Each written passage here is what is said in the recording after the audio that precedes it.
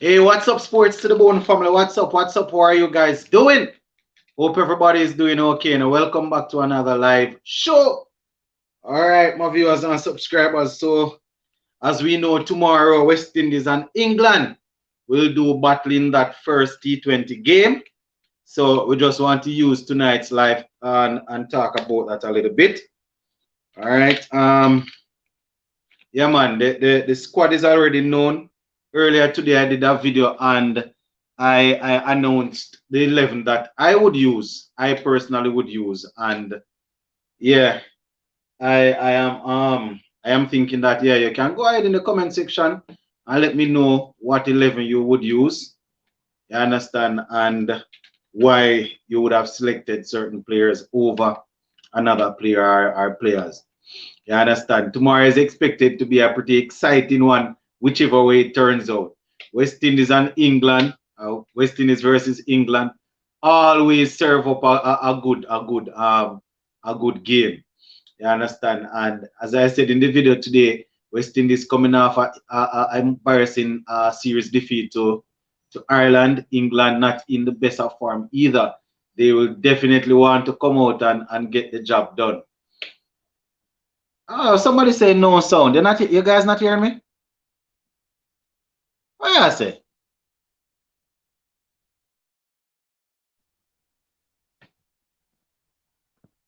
No sound.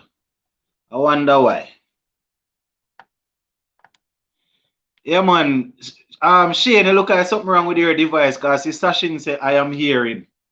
Why Shane, look like something wrong with your device, man?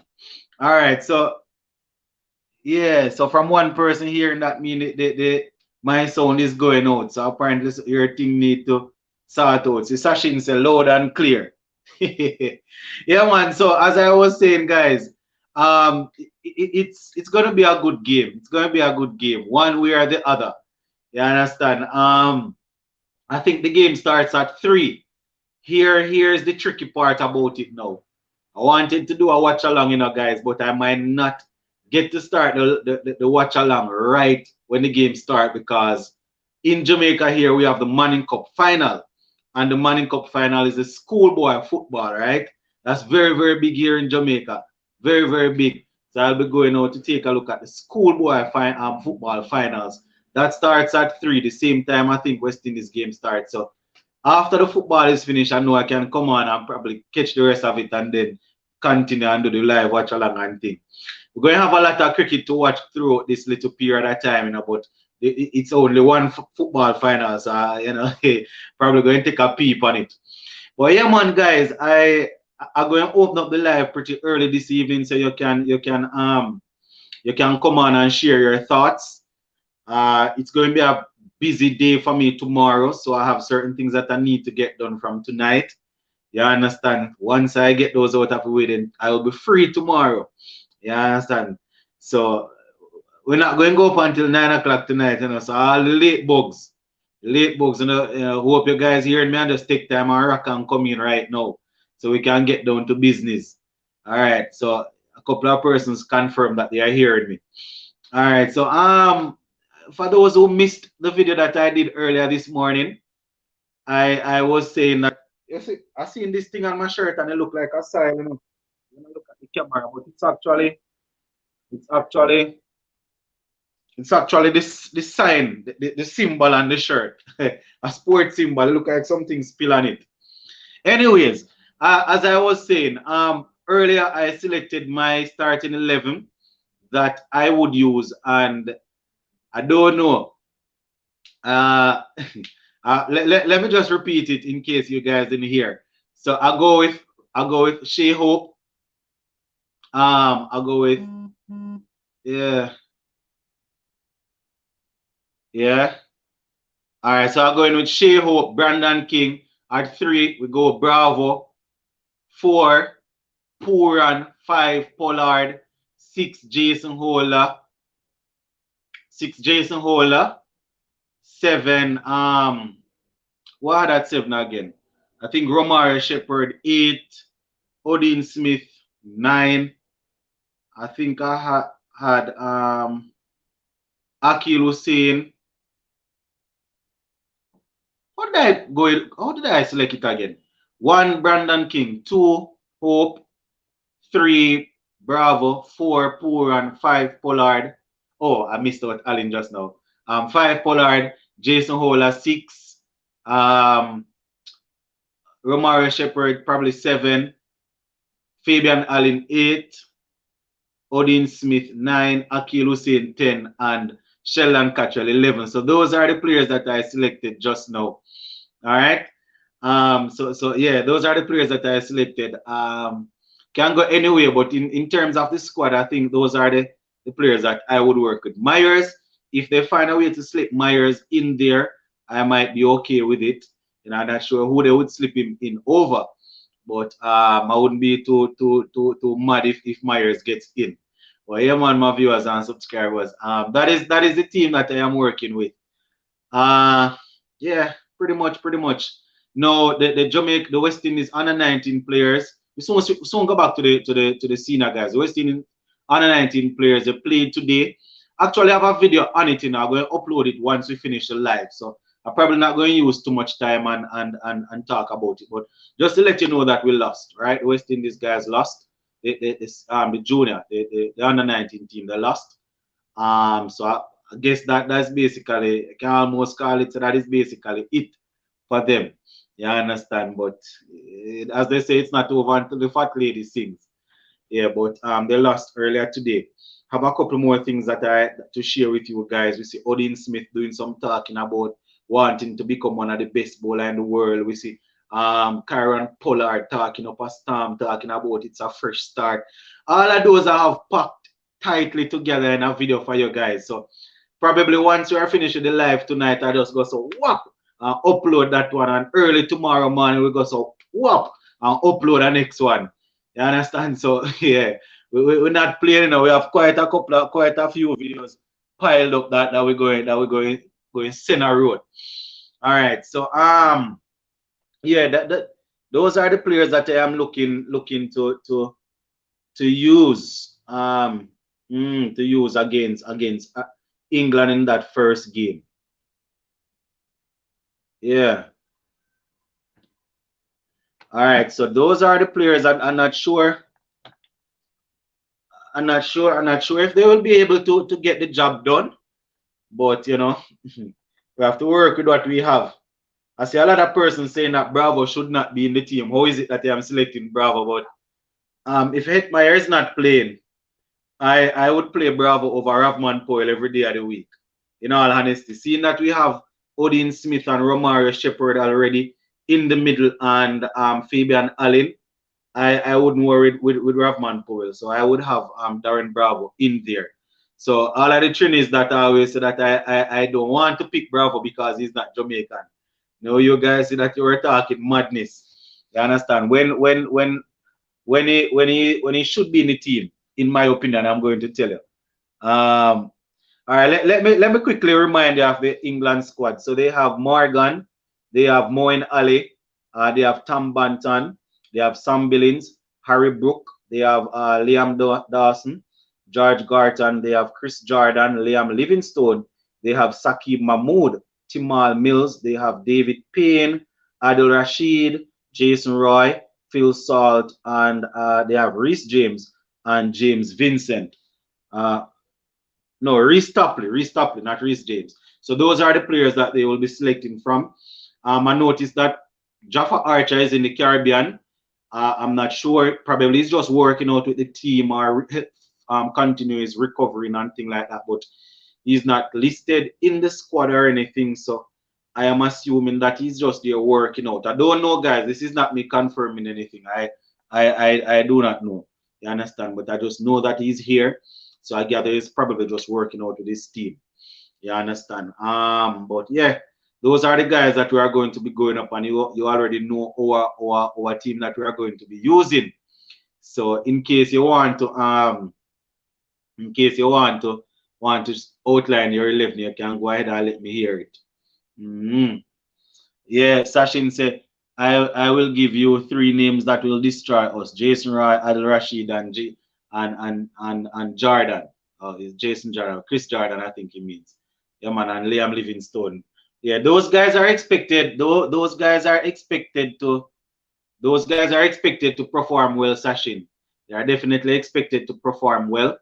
You understand? I think Jason Roy had a, if I'm not mistaken, they had a warm-up game, and Jason Roy had a century, if I'm not mistaken. I think I was reading something where I saw Jason Roy getting a century. I could be wrong, but I'm almost certain I saw that. So yeah. Yes, Ashin, those guys probably gonna bring it to us. Shelly say good night. Yeah, good night, Shelly. For the love of God, I can't see how West Indies going to play Adil Rashid. I am a bit worried. And Moin Ali usually performs well. You understand? Sachin say man made 126 from 47 ball. You see, I wasn't dreaming. I wasn't dreaming. I know that I saw something like that. So those guys are definitely going to be coming to see what they can do. And they will have the confidence, especially after bowling us out for 55. When I say it aloud, I have to laugh, especially after bowling us out for 55 in the World Cup. But it's going to be tough. It's going to be tough. All right, guys. Remember, I said that we're going to do it early tonight, you know. So it's just 11 minutes down. You notice I'm not even going to 30 minutes before I open the live. So if you are there and you want to come on, once I am able to identify you from the comment section, I will let you in. That's the only way I will let you in, right? So if the link is in the description below right now as we speak, so you can just go ahead and click that link and I'll let you in just now. All right, so OJ is there. Sachin is here. Yeah, good evening, gentlemen. So we are ready for tomorrow. We're ready to take the fight to England tomorrow. I'm gonna back. Yep. Hold on, I can't hear you. Let me. Yeah, I was saying, Yeah. Good evening, good evening. Yeah, man. All right, so tomorrow, yeah, it's gonna be a rough game. I feel like England will send them in real quickly and try and bowl them out as fast as possible. Some of those people that people don't know are really, really good cricketers, and they play at a high level in England. Vitality Blast. If anybody's watched the Vitality Blast on Sportsmax, or if you haven't, tune in. It's a very good competition. All of these guys that are here, they are probably not established names at the international level, but as I said, they play extremely good competitive cricket over there, right? They are definitely on point with that. Yeah, so they have the 100 now. They have the 100 now. That's a very good competition. Yeah, man, they have the 100. Yeah, you have the coaching, you have the players that they have, the experienced international players that they have coming into that competition. So these guys have a wealth of experience that we just aren't aware of. So it might be a shock to some. The reason why I had backed West Indies a few weeks ago is because I thought the squad would have been different. I didn't expect all these all-rounders. And yeah, I didn't expect it. I thought we would have had specialist bowlers, to be honest. I thought we would have seen Jaden Seals. I thought we would have seen a few other names. Yeah, probably like people like Seals, the Evan Lewis, probably the Hetmeyers and these guys. And what's wrong with Evan Lewis right now? I haven't heard. Well, the report is that he's still struggling with COVID. I'm not sure if it would have affected him badly or severely. So that is the report. That is the report. If it's COVID, that's fine. People react to it differently, so fair enough. Exactly. 126 out of 47. Hey, I remember I had good bowling. Good bowling. We're talking about good bowlers who are actually bowling to him. Who was this against? It was Jason Roy. No, but who was it against? I didn't know. Oh, no, man. I think it was just a warm-up game. Oh, it was a warm-up game against themselves? Yeah. Like they have their own. No, it was against Barbados. Oh, they but people, I know there's people out there that'll go as far and say that he faced Barbados. I thought they had a mixture of English bowlers. I thought they had English bowlers bowling to him. It was just the presidential level. Yeah. Oh. But like people would say that it's just Barbados bowlers, right? Well, but is those same Barbados bowlers bowl to West Indian batsmen and none of them couldn't cross 50? I would say it's just Jason Roy also.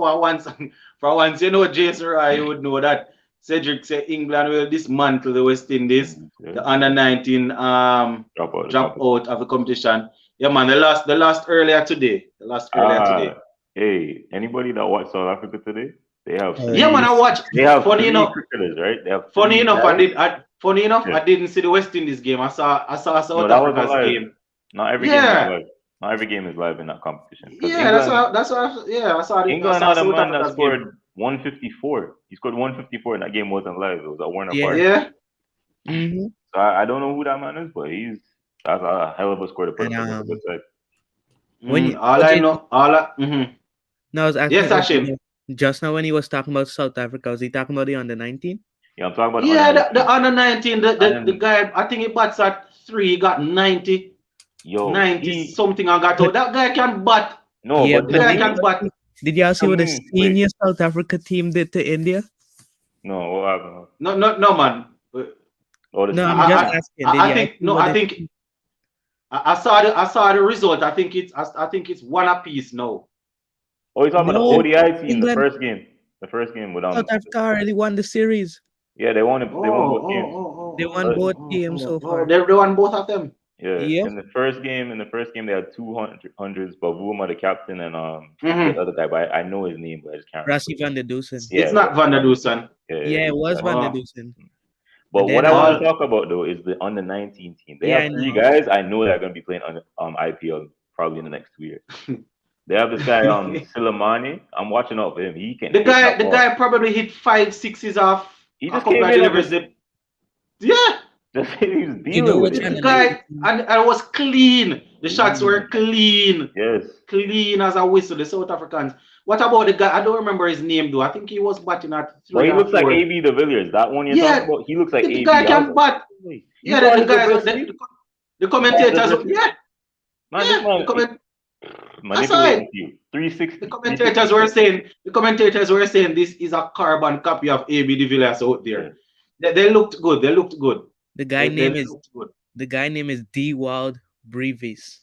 Brevis. I think it's I'm gonna Brevis. keep an eye on Yeah. that. But he can play every Yeah, time. I think Another under 19 team that has some good batsmen yes, it's Cedric Brevis. is Mhm. the Their India under captain. 19 team. Their captain too, very good as well. Yeah, plays the captain good. Captain good. Yeah. I didn't look at their bowling attack. I saw the first wicket and then I had to dip out. But I assume they have a good bowling attack. Because the first ball I saw, great So- line and length. The captain Yeah, the bowling made wasn't bad. 111. What I'm saying here, the captain made 111. Yeah, when I left the house, he just got to 100. The captain. Man, but for Ireland actually have a nice little pace bowler there, and I think he's about 15. He was getting the ball to move all over the place. Tall, slim youngster. About 15, I think they said that he is 15. He got 2 wickets. He was bowling pretty well. You know Pace the funny bowler. thing about Irish cricketers, if they have promise, at some point you can switch over to England. England can take a cricketer. Exactly. I saw there's a tall guy that played in the 2017 Ashes, and he used to be Ireland's frontline pacer, but he switched over. He played county cricket for 2 years. So if that happens to that kid, then he's probably going to play for England at some point. Yep. England And he looks lacking good. in the bowling department. They need some bowlers at this point. So I see something happening there. But West Indies, Yep. Tomorrow's gonna be rough. Hey, all I can say, tomorrow is going to be pretty interesting. It's going to be pretty interesting. You understand? Because at the end of the day, knowing Pollard especially, he's going to try and get the group of guys to really try and bounce back after what happened in the World Cup, because you know those guys don't forget anything. They don't forget anything. So all I can say, I can't promise anybody that we're going to win, but it's going to be interesting. It's going to be interesting. Okay. You know, I always like to watch Rashid's 4 overs. It doesn't matter which team he's playing against. Once it is international cricket, he usually bows well. I can't remember him doing exceptionally well in franchise cricket though. No, he never gets touched in IPL. I've never seen him. Yeah, similarly to he plays the blast, Vitality Blast. That's it. I don't know about 100. I didn't watch that. Yeah, he's usually in the international level. Similarly to Shamsi. I mean, Shamsi bows well every now and again in his franchise teams, but he usually stands out playing international cricket. Didn't Shamsi play for your team 2 years? Your franchise team? I'm trying to remember. Yeah, I think he played 1 year and then last year was supposed to come. I think, and then he had to pull out. No, he played for who he played for last year? He didn't play for Talawas. No, he didn't play for Talawas. I think he signed for Bravo's team, and then he pulled out. But I'm almost certain he played for us maybe a year. I don't remember. Are we gonna talk about the Sean Paul hiring and later on in the show? The shot, yeah, we're going to talk everything, man. Now that you mention it, Shanda Paul being the head coach, it's you see, I hope it works out. I hope it works out. I always wanted him to be to probably perform in the role of a batting coach. But when it comes on to being a head coach, there are a whole lot of different things that comes in where that is concerned. You know, I can't say I won't do well at it because you know the man.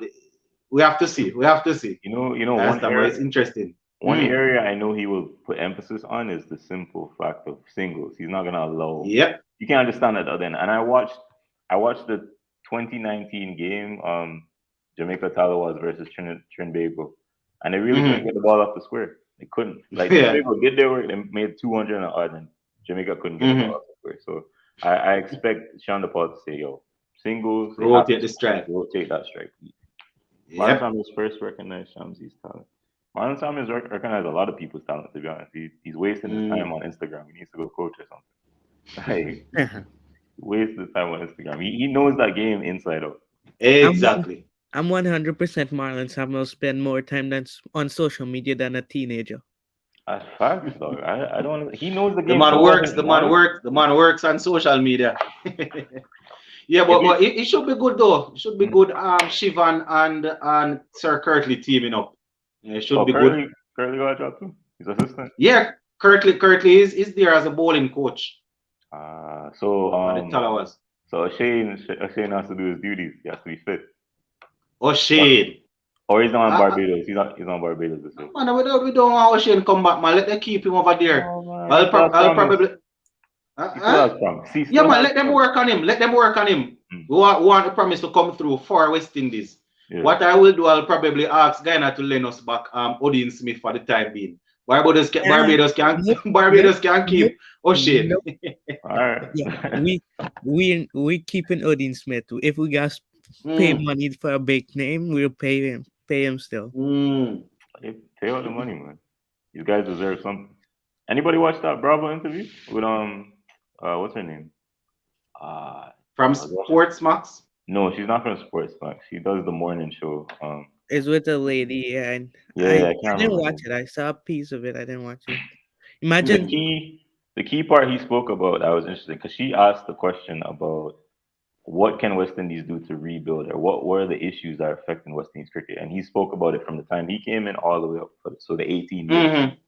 And his main thing was that the resources aren't properly distributed. And even if we were to go into a situation where we had, because she was suggesting, why don't the legends team up and make clinics? Yendi Phillips, why don't the guys? She has a good YouTube channel, lots of good interviews. Yeah, man, I know of the channel. Yeah.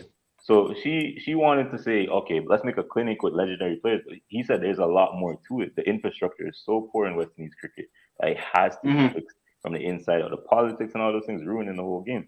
I want Bravo to speak more on these kind of things. Like, he needs to just unload the back, say everything, put it all out there. Because I don't know if you heard on the South African commentary during the rain. Who was it? Badri and Simon Dewey were talking about all of those same things. So a lot of people are having conversations, like unveiling everything behind closed doors at West Indies cricket. I don't know what you think about that. Yeah, you see, when Darren Sammy was given the post, we can almost say he was given a post to keep him quiet. You know, I don't remember the official word of the post, but I don't remember the official name, but I think he was supposed to do some liaison in between the players and the board to speak up for the players. You understand? So Bravo is basically doing something like that. So I am thinking that if he gets an official position in CWI, it might be a case where he might not be able to speak up. So having him going around on different platforms and speaking, that is definitely good. Because once he's not under their umbrella, he probably will not hold back. We see how passionate Sammy was and all of that until he signed that paper. The only time I can hear Sammy is doing commentary. Can't hear him talk anything about West Indies. But he does. If you listen to him carefully during the World Cup, he has some stuff to say. Like, he says some little slick stuff. here and there. But Yeah, it's trying to slip one or two in, but not like what you hear Bravo giving you it uncut. yeah, Bravo, you Even ask the him. first, yeah, even the first, the interview that he did on Sportsmax, when he spoke about things like going in, making the team, getting his gears in Yeah. hand, getting it in plastic bag, coming right through. Certain things that are definitely not professional and, things that are tearing down the team. These Yeah. are things that need to be fixed. And you see, there are people in and around the cricket that can fix it and that could contribute to fix it. But when you have people in rows and they are complacent and they don't want to move, they're not going to letting people in to come stir up anything. You Yeah. understand? But Even though the cricket is suffering. he brought Mm. up the fact about the sponsors too. A lot of them have lost trust in West Indies cricket, so they don't really want to sponsor it. And he was All thinking right. his one solution was tax breaks. If you give certain companies tax breaks for sponsoring West Indies cricket, maybe they may be inclined to like come into the game. Well, I don't Mm-hmm. know. That's a deeper situation. He obviously has a wealth of knowledge on that, and I hope he has more to say. Oh, Mm-hmm. your screen turn, But your screen turn, the the phone screen turn. sponsoring. Oh, hold on. Bravo went on all different platforms, but he's still not replying to Sports to the Bone to come on his platform. You know that I sent him a thing there, a message, but I haven't heard from him. You have to get him through Gale man or Beanie man. One of the two, and he'll come on the Huh? platform. You have to ask Gale or Beanie man to get to him. Yep, they are always there. But Yeah, Marlon. Coming back to you guys. Yeah, Marlon. So Marlon, you're going to get a little talk then. We hear Sachin and back to OG until the others come on. So just give me a second. Yeah, Marlon, go ahead. Well, let me play devil's advocate. hmm. Do we need anybody else to speak on the state of West Indies cricket? Will anybody else say anything that has not been said already? I Because find. All right, go ahead. everything, I didn't watch the Bravo interview. I didn't see the Mm. Simon Duel and Badger conversation, but everything that these guys are saying is a regurgitation of what was already been said in the past, in my opinion. Mm. Sir Viv now is talking about the pitch, talking about the Yeah. poor infrastructure, talking about the this that. Mm. I've been hearing these conversations for about 10 years now, and it's a Mm. regurgitating the same thing over and over again. What Yeah. we're not lacking is people who can articulate the situation. Mm. What we're lacking is people who could implement strategies to solve the problems.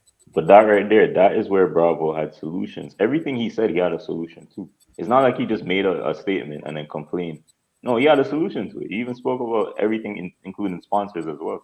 So if he could get involved in the West Indies cricket, if he wanted to, I would like him to do that. But I think there's a lot of political things that are happening behind the scenes that people don't Do, talk about. do you think West Indies should take, like how Dhoni went to the World Cup as a mentor last year? This year, do you think West Indies should take either Gale or Bravo? Preferably Bravo though. No, because West it's a Indies can talent issue. It's a talent issue. They don't have the talent to win World Cups right now. 50 over? No way. 2020 maybe, but we're so far behind in that no that it doesn't even make sense. You have to develop talent. I would say you have to be a 10-year plan. Develop the youth players you have now and then build a side for 10 years from I don't see West Indies developing no youth players because we have so much talent in the West Indies and yet we don't know where they are. now. I mean, that's true, but that including the first class system, not just the under 19, but you have to get some guys with at least okay, if you want somebody to get move up to the West Indies side, I spoke about the whole fact that what is your average coming into the team? You have to have a certain average to make the team. I think that should be stipulated. 45. Mm. If you average 45, you can make the test team. If you average 40 in the domestic one-day competition, you can make the team. The one-day competition should be longer. It shouldn't be. I think they play like two games or one against each other at one time and then move on to the semifinals. That's ridiculous. You need to have a long competition. It should. You have to have more games than that. The T20 competition, there needs to be a regional competition so that the guys who can't make the franchise teams have an opportunity to play. So you can discover new talent. India have, New Zealand have. Every country has a regional competition that they play separate from the franchise. You Yeah, can't just it's not.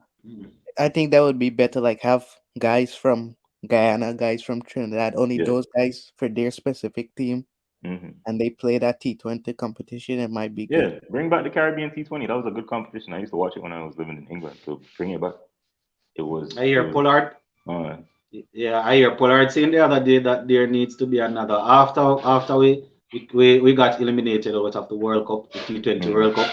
Pollard was saying that there needs to be another T20 competition. So it's a possibility that they are trying to sort of revamp something there. I hope so. One Guys, thing. not an opportunity. One thing I think is lacking, and you see, I'm not.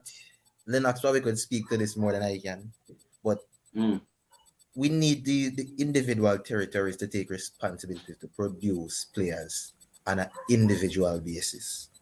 Speaking of a country like Jamaica, we're not producing good cricketers in Jamaica. We're just not. Yep. And people are not. People aren't playing the game. Yeah, people not get playing the game. But that is where the Jamaica Cricket Association need to take some initiative. Right now, try to do something. Marlon, right now, those guys are sleeping. Those guys are sleeping, Marlon. That I told her that I went to the Jamaica trials the other day, and those guys are dead. That's all I can say. You know what is funny? Recently, I saw Billy Haven got this position in CWI, and he was going this and some marketing, some foolishness, and I was like, "So what are you doing for cricket in Jamaica?" Nothing. It's good that you have this. Those guys are businessmen enough. Those guys are businessmen, so you know where that go. The individual territories must take responsibility to produce better players. You cannot get past that. CWI need to do what they need to do at a regional level, but these individual territories have to do better. And I'm speaking for somebody like Jamaica, where, the crop of players are really, really poor. Yeah, and you see the problem again, Marlon, as I say, if you have one or two youths coming through that, you can say they are interested in the game, the competitions are not provided. The students in high school, they aren't playing cricket much. Students are really playing. There's no incentive. So when you win Manning Cup, track and field and things like that, there are a lot of incentives going towards the school. So people focus mostly on that. And that is as a result of JCA not pumping enough into high school cricket. You win the Headley Cup, which is the cricket that is played in the rural part of Jamaica, or in the urban part. Now you have the urban part. You have what's it called again? Grey Shield. You win those competition in the country. It seems as if it is nothing. When you win Manning Cup, which is the football or track and field, when you win champs, it is global. It is big. So people want to be the schools want to be associated with that. And is most high school they're going to start the talent from, because nothing is happening at the primary level. Nothing at all. Nothing at all is happening at the primary level where cricket is concerned. I was watching the sports news the other night, and I saw where they were saying, they are looking to bring back all of the competitions, all of the cricket competitions soon. The under 13, the under 15, and all of this. But I have to see it. It's not happening. Youngsters are not playing the game. What one of the problems is, and I could speak for this personally when I was in high school here before I went abroad. One of the things we have is that the cost of cricket is a very expensive sport, a very, very expensive sport. Schools are not willing to invest in cricket to actually play, to buy all the gears necessary, because let's face it, most of the kids in Jamaica at schools cannot afford a cricket bat. Cannot. Not much less pads, gloves, and all. It's probably right now. If you go to Western Sports or one of those places, I think to get a nice, average, nice little cricket bat, it's probably you're talking about over 20,000. Exactly. Over 20,000, which is close to $200 US. Yeah, but no, why is that though? Why is that? Ask yourself, because I guess it has to do with the manufacturing. No, hold on. I have something here.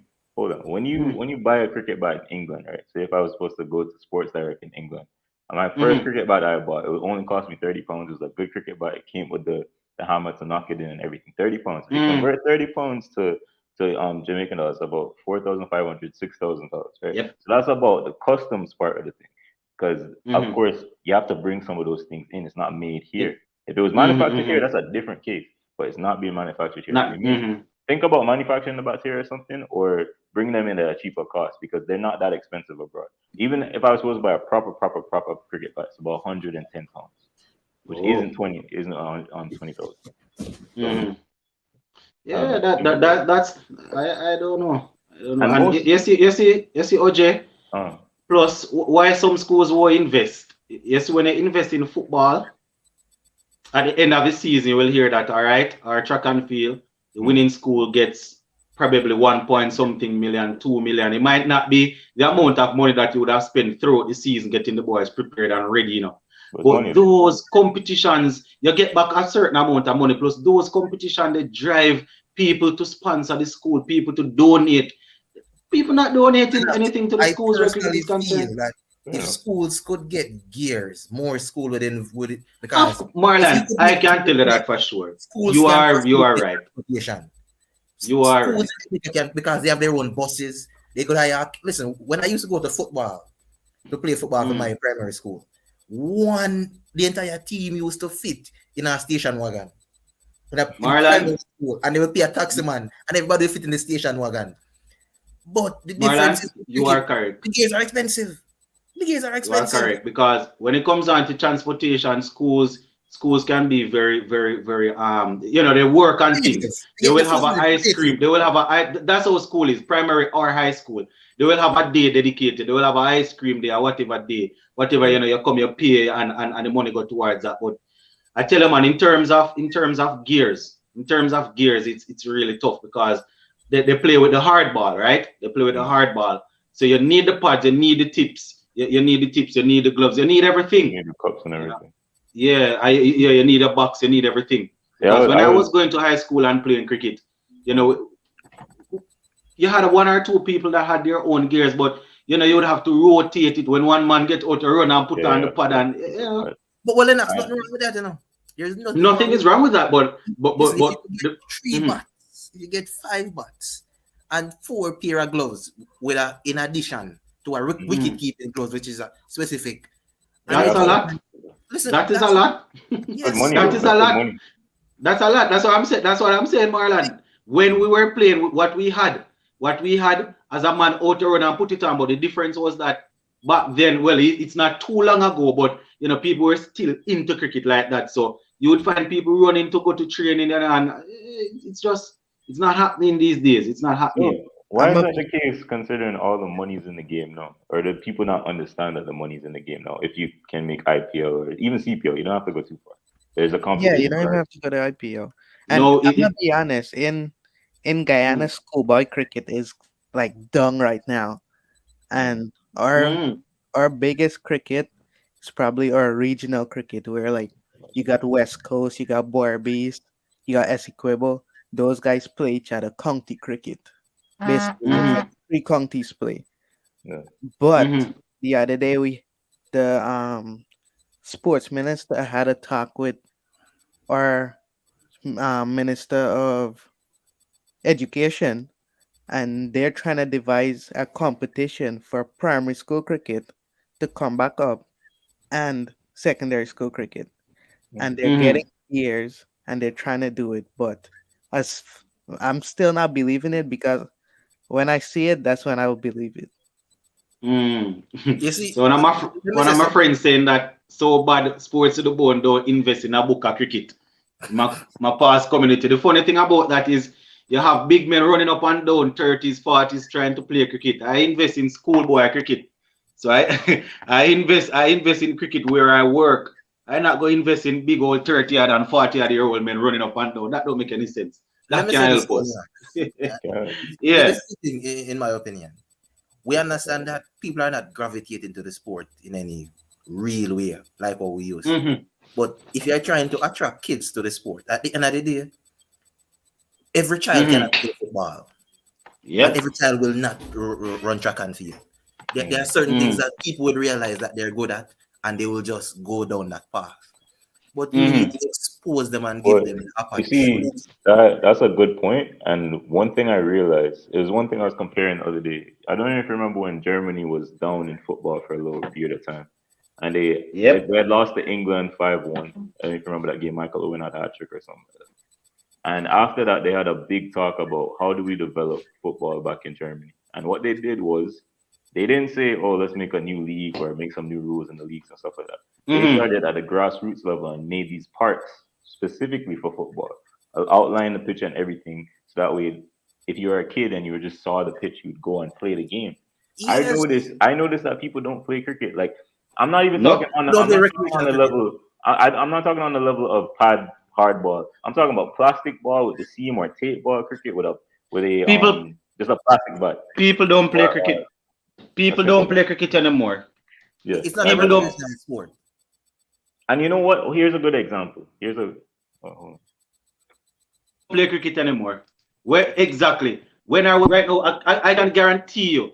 I can guarantee you guys, wherever you live right now, there is a group of guys. What time it's close to 7 o'clock now. There's a group of guys playing football or coming from football. Every community in Jamaica, I was can coming from the football guarantee you field. that you That's have. where I'm coming from. All right. I That's just what I'm saw I saying. just saw a group a while ago. I just You saw see, a the group thing a is, while ago. there's Exactly. so many opportunities to play recreational football. Just play for the fun of it. There is no opportunity to play recreational cricket. But There you don't is. Yep. you don't need a big field, you know. You can play cricket in a basketball court and When just have some stumps. when I was in That's Guyana, how we used to play cricket. every afternoon, I just make sure I eat my food, and I go out with my friends on the street, Yeah. and we play cricket Yeah. like for 2 Even 3 hours, and then we go back home. even on the road, we used to play cricket. Yeah, We used to Yeah. play cricket everywhere. And I remember in You in see, middle school, I didn't have stumps. We didn't have stumps. You put your jumpers on top. You take off your jumper at lunchtime. You of put your jumper course, down. Fuck You Yeah, grab we the put plastic bat and you go. the bin even the cover. bin, even Even the the bin, bin we cover. use the bins. Oh yeah. Just cover the bin and put it down. Anything we Mm. find, we use. Keep fine But for stumps. it's not happening right now. And from there, you learn to the pride of your wicket. You want to score singles because you cannot score sixes every ball. And if you hit the ball in the air, you might get Exactly. out. You might get Get out. out. Exactly. You don't actually hit If the ball in the air at that point. if we couldn't, like, I'm gonna be honest, like when I was younger, say Hmm. 10, 12, right? I didn't had a proper cricket bat, or none of my friends had a proper cricket bat. We had to get a piece of wood or Yeah. take a cutlass and cut it. Mhm. Or That exactly. But that's what all of us did. I Yeah. used to travel with mine to school every morning. Mm. Yep. that's You how get Trying out to the get wooden this thing. wooden bat or just something that looks like a bat and you just play a game. Yeah. Anything that can suffice. I don't Mm. understand why that doesn't happen anymore. No, you see, funny enough, Mm. where I work, well, you know that every community going to have different culture, and Yeah. it's a football culture, where I work and thing. When I came to the school, when I started at the school and I introduced cricket, people were looking like, and this is Jamaica we are talking about. What is this? What are we doing? You understand? And I tell you, how students are, once you introduce something and it starts to get successful, everybody wants to be a part. Because when we introduced it, we won the competition the same year. The following year, I had to be sending people away saying, no, we don't want any team. We don't want so many people. Oh, So okay. all it takes is just a start. All it takes is a start because the culture is going to be there. You're going to have people that gravitate to football because of they might have people from their community that would have done well at football. Say you just mentioned Hugh from Harborview side.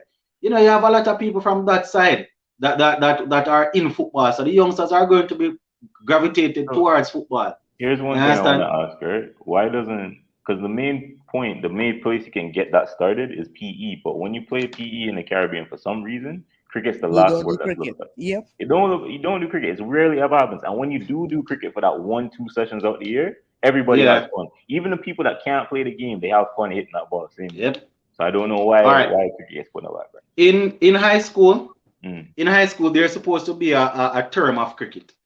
There's supposed to be a term of cricket in high school. In primary school, it is not there that much. I mean, some PE teacher will teach it, but in high school, there's supposed to be a term of cricket. I think from September to December, you have, well, it's not even a term. From September to December, you have football for the males. I think the females will do netball.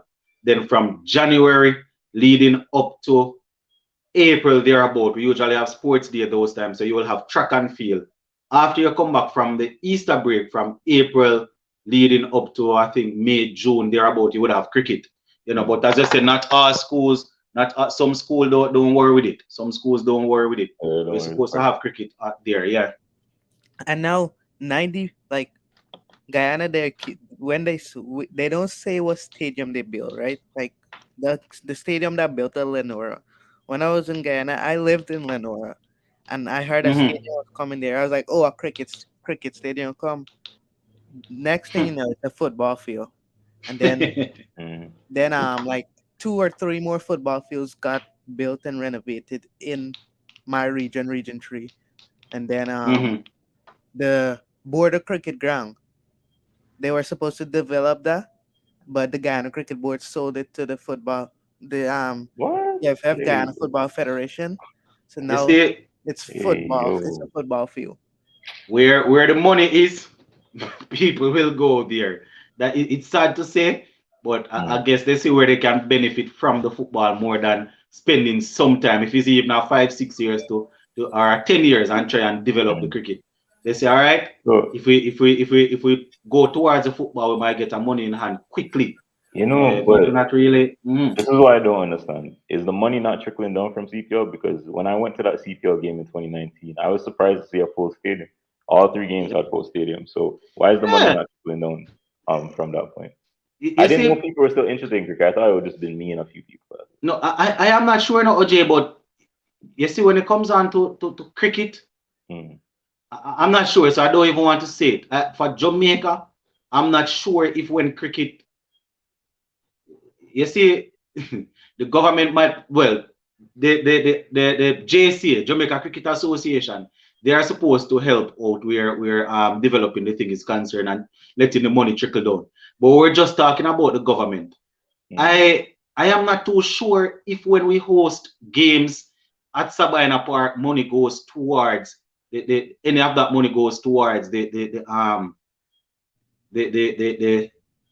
sports kitty, where government is concerned. Yes, when you have things like certain track and field events keeping here and football, some of the money goes towards the sports ministry. As I said, I'm not exactly sure, but I think that is something like that. It's something like that. So I'm gonna have to double check. But you find out that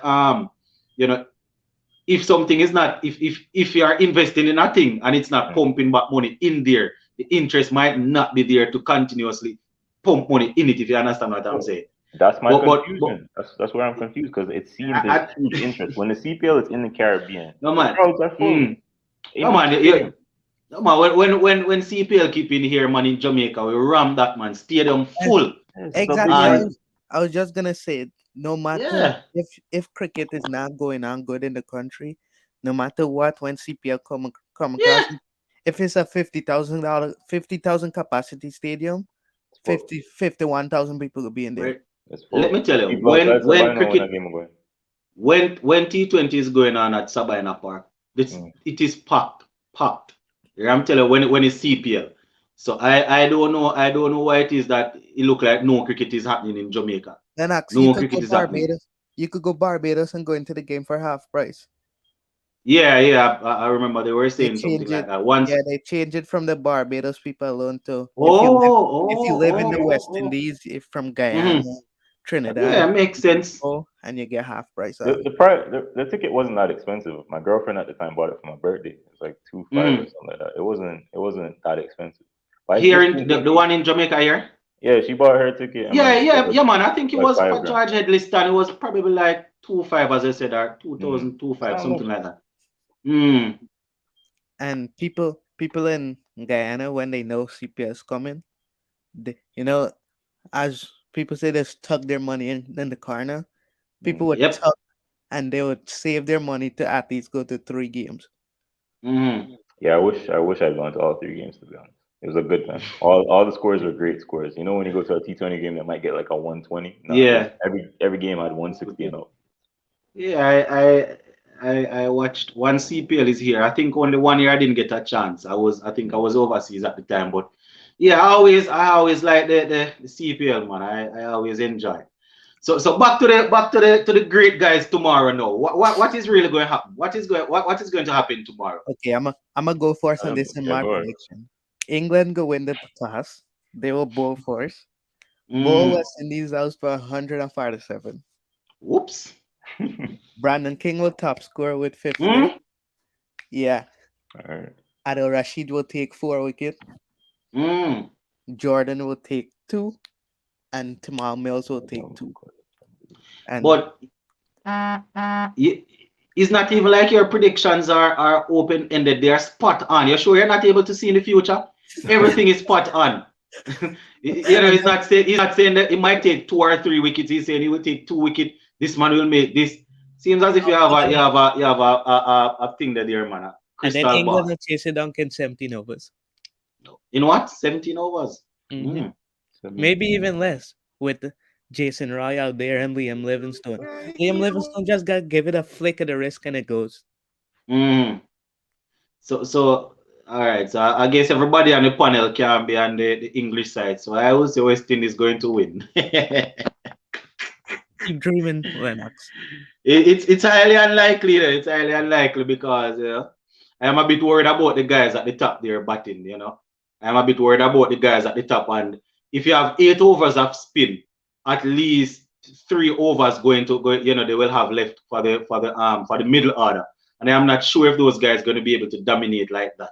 You understand? So that's what I'm actually worried about. Moeen Ali and Adil Rashid. I'm almost certain those 2 guys will play together. So that is 8 over a spin. Who else they have there that bat and might bowl a little bit of spin? Well, I know those 2 for sure. So say for example we lose 2 early wickets. How will our middle order manage the spin bowling? The Odin Smith and Romaro Shepherd show that he might be able to play the ball around and rotate the strike. But the guys that we're expecting to blast off, how will we manage? Mm-hmm. Is Barbados known to be a spin bowling paradise? Not necessarily, but once it is a spin and they go up against West Indies, Marlon, what usually happen? It doesn't need to. I think they will struggle. Listen, you see, I think. Oh, let me get to a different point now. Sachin, let me address something at the ending of the last show before I got kicked off the line. You called me out on something. So let me respond to it. I don't remember what exactly it was, but I know what my response was. Yeah.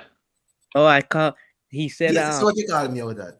He said before the game he was like, it's just Ireland. We could beat them 3-0. Yes. I remember. Yeah. Listen, I guess he's about to tell us it's just England now. Well, I've now come to the recognition that I've underestimated how poor West Indies are, and I've done and be sorry a number of times. Yes, man. I did that, and I was humbled in what his name is in recently, and I was humbled. So I'm not expecting anything from these guys. I'm being honest. My expectation of these young men are very, very low. But if we lose to England, it's no shame. Let's be honest.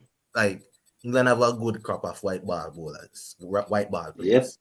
So I don't think it's any shame if we lose to them. The thing is though, outside of the World Cup disaster that took place, West Indies is generally always competitive against England, Yeah, I can't knock you on that. I can't knock you on that. No, I'm not expecting anything from these guys, but generally, we do well against our former colonial. Yep. Colonial masters. Yeah. So, wait, Marlon, sorry, but you asked something earlier about whether it's a spin pitch, and I got something here and it's gonna disappear. I don't want it to disappear because my phone was dead. Is the Kensington oval surface is brown with greenish effect and flat, good for batsmen and spin bowlers. So, Adil Rashid, that's the guy. I will say this, guys. It's when Adil Rashid is playing cricket, more often than not, once he has the ball in his hand, wickets will come automatically. Imagine him playing against West Indies that will run down the track against him. It's not going to end good. I can't see I can't see it ending good at all. But I can only hope that we get that would mean we'd have to get Pooran batting well, right? Because with the squad. Yeah. Oh, Hetty's not in the squad. No, man, that's what I'm saying. With Hetmeyer out, at the top there, Pooran will have to bat at least 8 or 9 overs. Pooran, let's just suggest something. Pooran played all 5 matches. What's the total score you want to see from him? If they can't play McBrain, how they gonna play Moeen Ali? I think that's new Ian there. About one.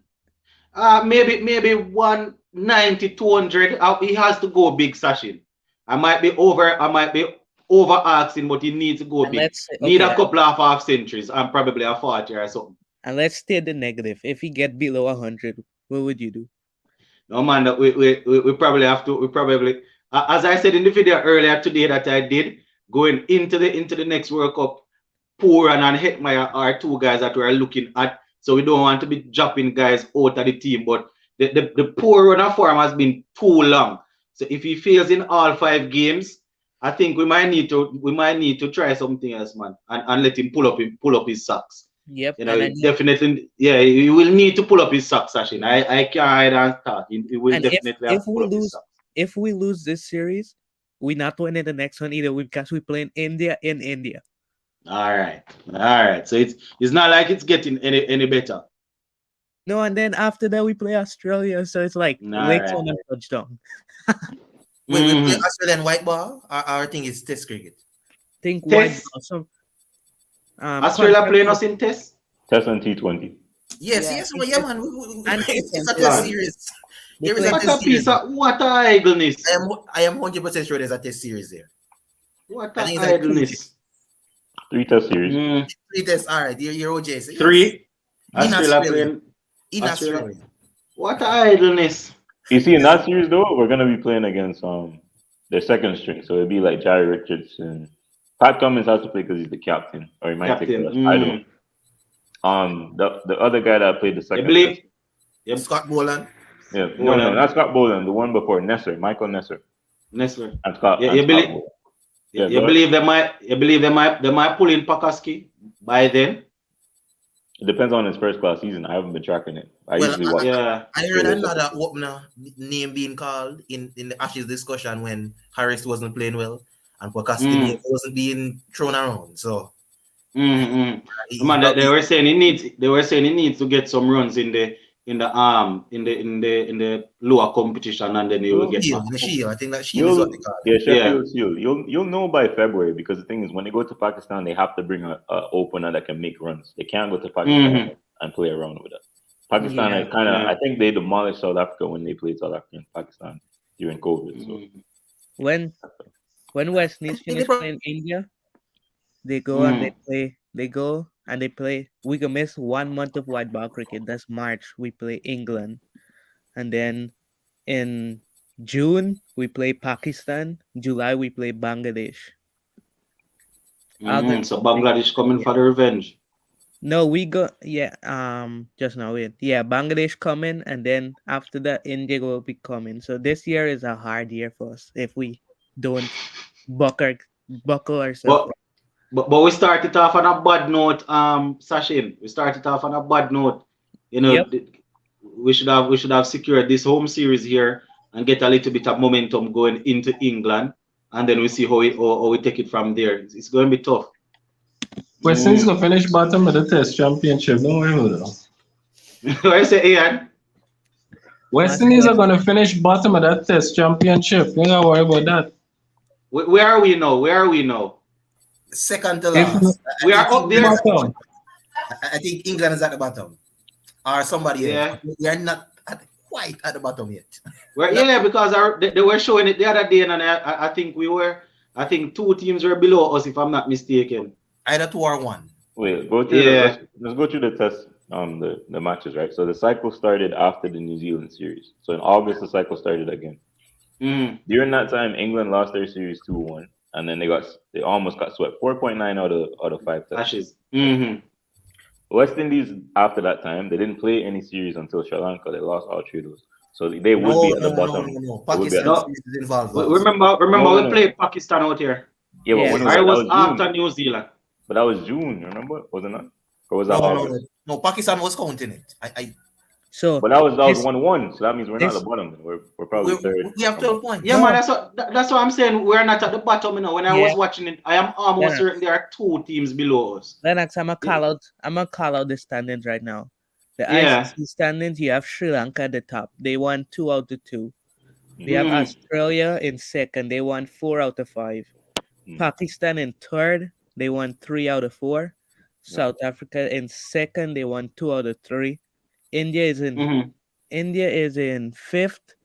They won 4 out of 7, I think. 4 out of 7? Yep. It's on ICC. Remember they beat New Zealand. They played New Zealand. So it's Sri Lanka, South Africa, and some other teams. It's all about cricket. The standings is Sri Lanka, Australia, Pakistan, South Africa, India, New Zealand, Bangladesh, West Indies, and England. So we're 1 from bottom. Yeah. Guys, good night. Good night. Who is that? The great Sir Ian. Your partner. So what trouble is this, boy? Who is that? The great Sir Ian. Before you talking to Jimmy Adams, you don't know your poor friends again, boy. We step up in life. Hey, you understand? I watching that match today. Some time ago, boy. Zimbabwe beat up Sri Lanka. Let me tell you something. I see some shots from Zimbabwe. Or shots from some of them batsmen from Zimbabwe. What I'm saying then, the cricket now gets so tight that we can get cut right through, you know. Because everybody standard lift. Yep. The Zimbabwe team that you're talking about, the current team you're talking about, they were showing a game, previous game. A game from the past. Yeah. Them fellas. But I want to find out something. Remember the other day I tell you Kohli get dropped? From the and you said they was resting him? No, man. When I think, remember that was the time when you're talking about the time when his wife was having baby and he went home? When they lost. When they did not win the World Cup. Yes. And I was saying that he might step down from the captain, and you were saying that he might not play one day on T20, but only test. About that time. And I told you that. You know he's not playing. It's only test he playing, all right? And his drop. They drop him. They drop him, and he vexed with them. That's why he cussing everybody. What are the stumps and he cussing up by the stumps and getting on bad. You see, Kohli. Man said Kohli get dropped from the teams, yeah, man. Kohli still playing 50 over cricket. Yeah, he still playing 50 over cricket, but if you can't drop the greatest ODI player of all time. You can't do that. Yeah, you can't drop Kohli. Come on. He's the greatest ODI player of all time. You see, Kohli now. In politics, boy. I watched both the games against South Africa, and every time India took a wicket, and they get in the huddle. No, but Kohli never walked in the huddle. Kohli never go and talk to the guys them. Exactly. Kohli always out. When they say don't go and talk with them, you don't celebrate with them or you wasn't encouraging them. Remember, he's not the captain anymore. You can't overshadow the captain. You can't celebrate. He's not even going and give them a high five or so. You'll probably take the ball or find the ball wherever it is, toss it back to the ball and walk back to where he was. I see Kohli. You see what people don't like to talk about? A great set of Kohli runs came against smaller nations when he force played. And then he broke into form, and now he's going to struggle for form. Yeah, that's what's going to happen to Kohli. He's still a good player, yes. Yeah. Excellent, no doubt. But remember, that's the thing. I used to observe it. Kohli used to get some nice patches, scoring 1/7 or something, and so playing one teams over and over. I had one question. If Kohli started against Australia, England, like he had those matches in Sri Lanka and Bangladesh, I wanted to know if it would have been so high. That's one question I always ask myself. You start off getting but the problem though, Ian, it doesn't really. The problem though, Ian, it doesn't matter who you start off with. You might start with a strong team, and you probably don't perform and you get knocked back down. But once the quality is there, it's eventually going to come through. Just like how Shiv, how long did Shiv take? How long did Shiv take to make a century? How long did Shiv take to make? I'm trying to remember a test century. He took at least 10 test matches. Yeah, but listen, no, Ian, man. Wait. Who was the person that said that point just now? It was new Ian. All right, new Ian. Let's go through it, right? All right, let's go through it. What are you saying? Test cricket or ODI cricket? Which one? No, I was talking about his ODI cricket. There was a stretch that he was playing Bangladesh and Sri Lanka. I don't know if you guys remember. No, but I want to go through it. I want to go through the teams. So we're going to go because Cricket Info has the stats right here. Let me see. Yeah. And Australia, he has 2,080 runs at an average of 54. Bangladesh, he's only played them 12 times, 680 runs. England, he's played them 33 times, average 45. Ireland, only 2 games. Netherlands, only 1 game. New Zealand, 26 games at an average of 59.91. South Africa, 60, average 1,338 runs. Sri Lanka, this is the team you said? All right, 60. He averages 60 at 2,220 runs. And West Indies, 2,235 runs. But that's what I'm saying. Because he started off so well and those runs were so good. Now he has a little slump. Now it looks like that. But we can wonder if he had started against these higher teams and it didn't start so well, I wonder what would have happened. Yeah, probably that's what I'm saying. How they behave in cricket. That's what I'm saying. The quality probably would have eventually come through though. Yeah. That's because I have no problem with Kohli as a player, you know. Yeah. He's a class player, but I'm sure that's how fickle this game is. If he had started, if he had started, maybe wasn't so then it would have been an issue. I have a problem with his attitude. I have a problem with his attitude. What he win as captain?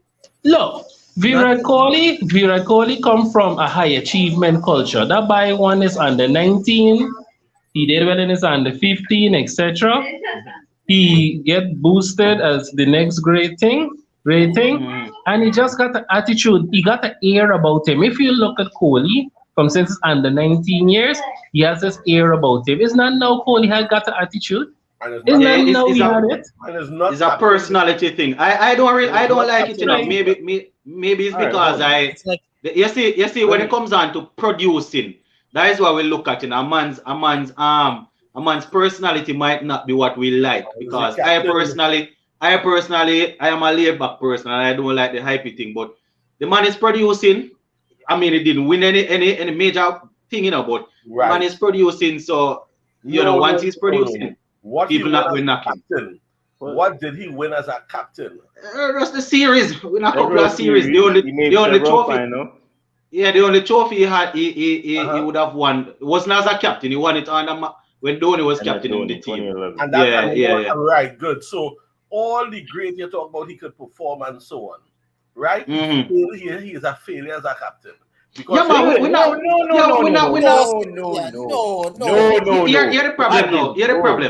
the problem. Yes, when it comes on to international trophies, as we like to see our international competition, in those tournaments, he might not have gotten any of those tournaments, you know. But in terms of they were looking at his stats the other day as a captain, you know. They were looking at his stats as a captain in terms of the series that he would have played and the amount of victories. And I can assure you that the series victories are way up there. It's just that, you know, all right. I guess sir, maybe know a little bit about football. This name is popular, Ronaldo. Would you consider Ronaldo to be a failure, seeing that he didn't win the World Cup? That's Ronaldo from Portugal. He has never won the World Cup. Would you consider him to be a failure? And someone like a Lionel Messi? That's a little different, because what really the higher level of football is club football, not nation football. The highest level of football is club football, not all kind of things that happen at the country level. So that is why even if Ronaldo on his country team and he doesn't win, I wouldn't say it's discounting because that level of football is not as high as the club football. Man, some person I have an issue with that point though. No man, the FIFA World Cup is there. Yeah, the FIFA. I mean, you see, because you're spending money just like franchise cricket, they will spend money on group and gather all of the best players or all of the top players at RCB, right? And you are expected to win. You don't win, right? Same thing with football. They might gather the players just like how they gather all of the top players at the Real Madrid, the Barcelona. They do the same thing in cricket. You know, where franchise cricket is concerned. You understand? So it's basically the same thing. So you have good players playing franchise cricket, you have good players playing club football, but at the same time, you're expected to dominate. Your quality is expected to shine above everybody else at the international level. Yeah, so I wouldn't necessarily say that was a failure. Right, but the World Cup, both T20 and 50 overs. Kohli ever win as a captain any of the World Cup? No, man, he hasn't won. Thing that this either. Is where I have the issue. This is where I have the issue with that point because you're saying as if he didn't perform. They went to the semifinals in each of those, and I think one final, right? But he did perform. And one thing we can say about that Indian team, he was the person that started the culture. He put in a lot of the things that are in place that are making them successful now. They would have never changed the wickets if it wasn't for Virat Kohli. He asked for them. He was like, yo, we need to change the wickets. We need to develop a different type of culture. And now Indian cricketers go on the field and they start on the front foot. They're no longer this those culture. They had no, that wasn't Sachin. That wasn't Sachin. Because when Sachin was there, they were still when Sachin was there, they were still losing in Australia, in England. They never did none of that. They never ever done any of that. They won a World Cup, yes, but they won it in India. So I don't really have that much respect for it. When you go to England and Australia and you win series in those countries, you have done something. That's bigger than anything India ever did in anything else. That's just a flat point. You don't need to say anything about that. The man won abroad and nobody else has done it. No one else. Can I call out ODI? Hear me, ODI. Kohli's stats as captain, and you go from there and say if he's a bad captain or he's a good captain. As ODI captain, Kohli won 65 out of his 95 matches. Kohli also performed. It says in the shortest format of the game, he lost 2 of the 17 T20I series that he played in as captain. And 1 minute. Plus, wasn't it while Sachin is searching? Wasn't it Kohli that led them to the finals against New Zealand the other day? Yes, it was. Yeah, the Test Championship. It was Kohli. It was. I mean, I understand Sir Ian wanting him to win, and thing, but in terms of leading the team, and they would have won a lot of series. Let's be honest, man. Yeah, but they drop him, Listen, is Kohli the captain of the 50 overs team? No man. Where captain in the team is concerned enough. He stepped away from the Test captain, right? From captain in the team at the Test level. Yes. Remember, we were saying that because of the whole thing, he might not captain in the team, but you were saying he might only stick to Test cricket and not play any T20 and 50 over cricket. Yes. Any at all after what went down. So you're still sticking to that guns? Kohli in Test match captain. They lost 1 series. Kohli in Test match captained India for 68 games. He won 40 of those 68 games. He lost 17 and he drew 11. Yeah, that's outstanding thing that Sir Ian, I can understand them taking the captaincy from him, because I personally like Rohit Sharma as a captain. I mean, Virat Kohli developed a winning mentality in and around the team, But personally, where winning is concerned, I like Rohit Sharma. But I'm thinking that they might ask him to step away from captaining the team, but I can't see Kohli getting dropped. Also, that's not the only problem. You remember, you won't want a guy captaining the T20 side and a different guy captaining the ODI side. And that's the same problem that we could encounter in West Indies cricket, because we have Shea Hope as ODI vice captain, we have Pooran as T20 vice captain. Say Pollard leave, who will take over where and what will happen? But Well, I think Shea Hope making a case to be in the T20 side permanently. So, and we already have our doubts about Pooran as a captain for now. Listen, I've Pooran never need to seen cement his Shea Hope place in the captain. team. I don't think he should be in the team right now. Pooran, yes. He can't be talking about captaincy. I'm being honest. Like those captaincy talks of Pooran. Many hit a century tomorrow. Many hit a century tomorrow, you know. I hope That so. would be Yeah, good. That's Ian. We he hope needs some Ian. runs. so. We want him to score, Sir Ian. We want him to Exactly. score. He has All been of- failing all for a of it. while. Sir All of Ian. including Suchin. All of you want them to score. Because I Suchin captain, you know. Yeah. Sir Ian, here me and Lennox was talking about it earlier. If Pooran score more than 190 runs, he stay in the team.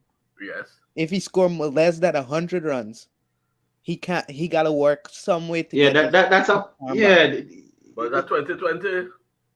Yeah, But 5 2020 is a 5-match game when you 2020 score less than series. 100 as a You add it up. batsman. I am batting in the top order. Listen, Yes, Sir Ian. What time the matches tomorrow, by the way? 3:00. I think it's 3 my time, so it probably be 4 your time. Yeah, it's gonna be 4 your time. Yeah, but what I'm thinking, those Sir Ian and the other guys, if you are batting in the top 4 and you're playing a 5-match series, right? Yeah. This 5-match series, good gosh, man, you have to make over 100 runs. At least over 150. Not over 100. That's why I'm saying 150, 190. And you would have to couple that with how he has been performing in the past leading up to this now. If we go through this series and we get the 15, the 10, the 20, something will have to happen, man. As much as I don't want to mention. Yeah, you see, my problem is this, you know. These guys, the Pooran, the Hetmeyer, the Fabian Allen, if we're using Odin Smith, these guys, if we are looking at them to go to the next World Cup, these guys should be, the only time these guys should be out of the team would be if we are resting them and not because of performance problem. And I am having an issue because the Pooran is not performing, and well, they say Hetty is not fit, he cannot run according to them. You understand? And these are the 2 guys that they expect to bat at, whether 3 or 4 or 4 or 5, and settle in the team. You understand? So I don't know. I think what happened with Pooran, I noticed something happen, right? At that time, he was batting lower and lower. Lower and lower when he was captain. Remember when he was captain on his side and he bringing himself at number 6 and all kind of thing? And we won against Australia when they bring a B side. Remember he captained the 4 victories against Australia. Remember that, right? Yeah. Yeah, man. I remember when he teamed up with my guy there. Yeah. Yeah, when they bring a B side, for it. Anyhow, but when Pooran was the captain there and Paula was injured, we went 4 out of 5 with Pooran coming in at 6.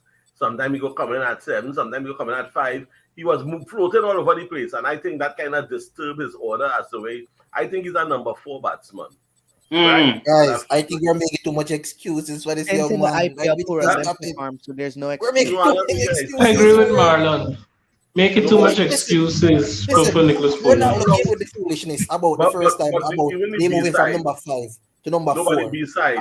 We're making too many excuses. How long ago when we beat Australia 4-5 in the B side? How long it was? He wasn't doing well in that series either, you know. How long ago was it? Ian, it was before his performance was poor against Australia. It was before the World Cup, man. It was a couple of weeks before the World Cup. Yeah, it was before that, right? But remember, Pooran came out of the IPL not scoring more than 10 runs. He didn't score anything. Went into Australia, and he scored, I think, no more than 40 runs in one match. I'm not talking overall. And qualify that. That was a chase when it was a low chase. It was a chase where he could go to run a ball. From there, he went to the World Cup. He made 2 40s in the last 2 games. Then from there, he went to Pakistan. He did nothing in Pakistan. Well, we are match tomorrow. You're making too much excuses for this young man. I when you have a class player, you don't just drop him without thinking real hard, because he could be just going through a period where you say, okay, and that person who you're looking to drop, you see, you quicker drop somebody who don't have the potential. What you're looking at, though, Sir Ian? That period has been lasting. What you looking at, though, Sir Ian? How long is the period we're willing to give him? I think honestly, you see this series here, he have to do something. He have to do something to show that he is worth the pick. Yeah, that's what we're saying. Yeah, that was the initial argument, you know. That was the question that Sachin asked. Well, this guy wanted to take him already. He don't even want him playing this match. I was trying to tell you. No, I'm not saying that, sir, Ian. Listen, Ian, what I'm saying is you're giving a bunch of different explanations as to why. Yeah, about the batting at 3 or the 4 or the 5. Sorry, Ian. These other things. We can't be making that much excuses for him because he's getting the opportunities. Yeah, Sir Ian, I got a question. He went in and bat low and was able to win matches without making much runs because at the time when he come in, they might have a little 30 to make, 40 to make. Which matches, Sir Ian? A lot of those matches in the I talk about the Australian B-side when he captained that. Like 2 games, only 2. Okay, I'm gonna pull up all those games right now. I remember those games. He kind of spoiled himself in that instead of batting where he's supposed to bat, he kind of offset his line in where he's supposed to be. A man in life had to know where is his office, you know. You have to know what your office is. His office is not 6 and 5 and all over the place. His office is number. But you see the problem though, Sir Ian, when it comes on to T20 cricket especially, if you're batting the top 4 or the top 5, you have to be flexible. You know, you have to definitely be flexible to bat in the top 5 if you're playing T20 cricket. Well, yes and no, because I mean, if you have a solid, if everybody do what they're supposed to do, but what happens is if a man fall early, you might want to push in somebody ahead at the time, If somebody fall early. Listen, let me say something, Lennox. If Pooran was if Pooran had somebody else's name, i.e. Hetmeyer, he would not have been in this team. Let's call things like it. If Pooran was Johnson Charles, he would not be in the team. I do not agree.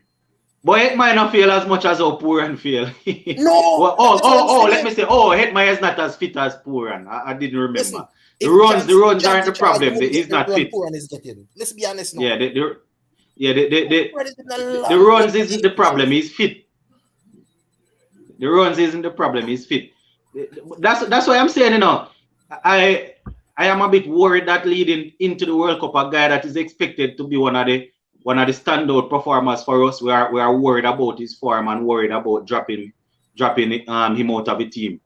I am worried, but the conversation must be had. If Pooran goes into this tournament and he's not performing, I see somebody asks which keeper we have. Listen now, the man is batting at number 4 now, man. The guy is batting at 4. So he's one of the top order batsmen expected to face most of the overs. So we can't just pick him because he's going to be keeping. I mean, you want a keeper because you don't want a man behind the wicket that going drop catch and miss them. But if you're going bat at 4 because you're a class batsman, you have to be scoring runs. You can't bat at 4 in a T20 team and not scoring runs. That doesn't make sense. I got this in the last 10. I think this series, a lot of batsmen, I realize with West Indies, it happened with Bravo to a point. They give you some rope. They know your potential, so they give you rope. And then when they realize that is it, you hang yourself. He have enough rope to hang himself. So we have to see if this series, if he's going to hang himself, or if he's going to take the noose from around his neck. So we'll see. Yeah, he has to perform. It is a must. In the last in the last 10 T20 games, 10 or 12 T20 games, Pooran has not scored a 50. Pooran highest score against in the Tour of Australia was 37. His highest score in the World Cup was 43. And let's put it in. Anything.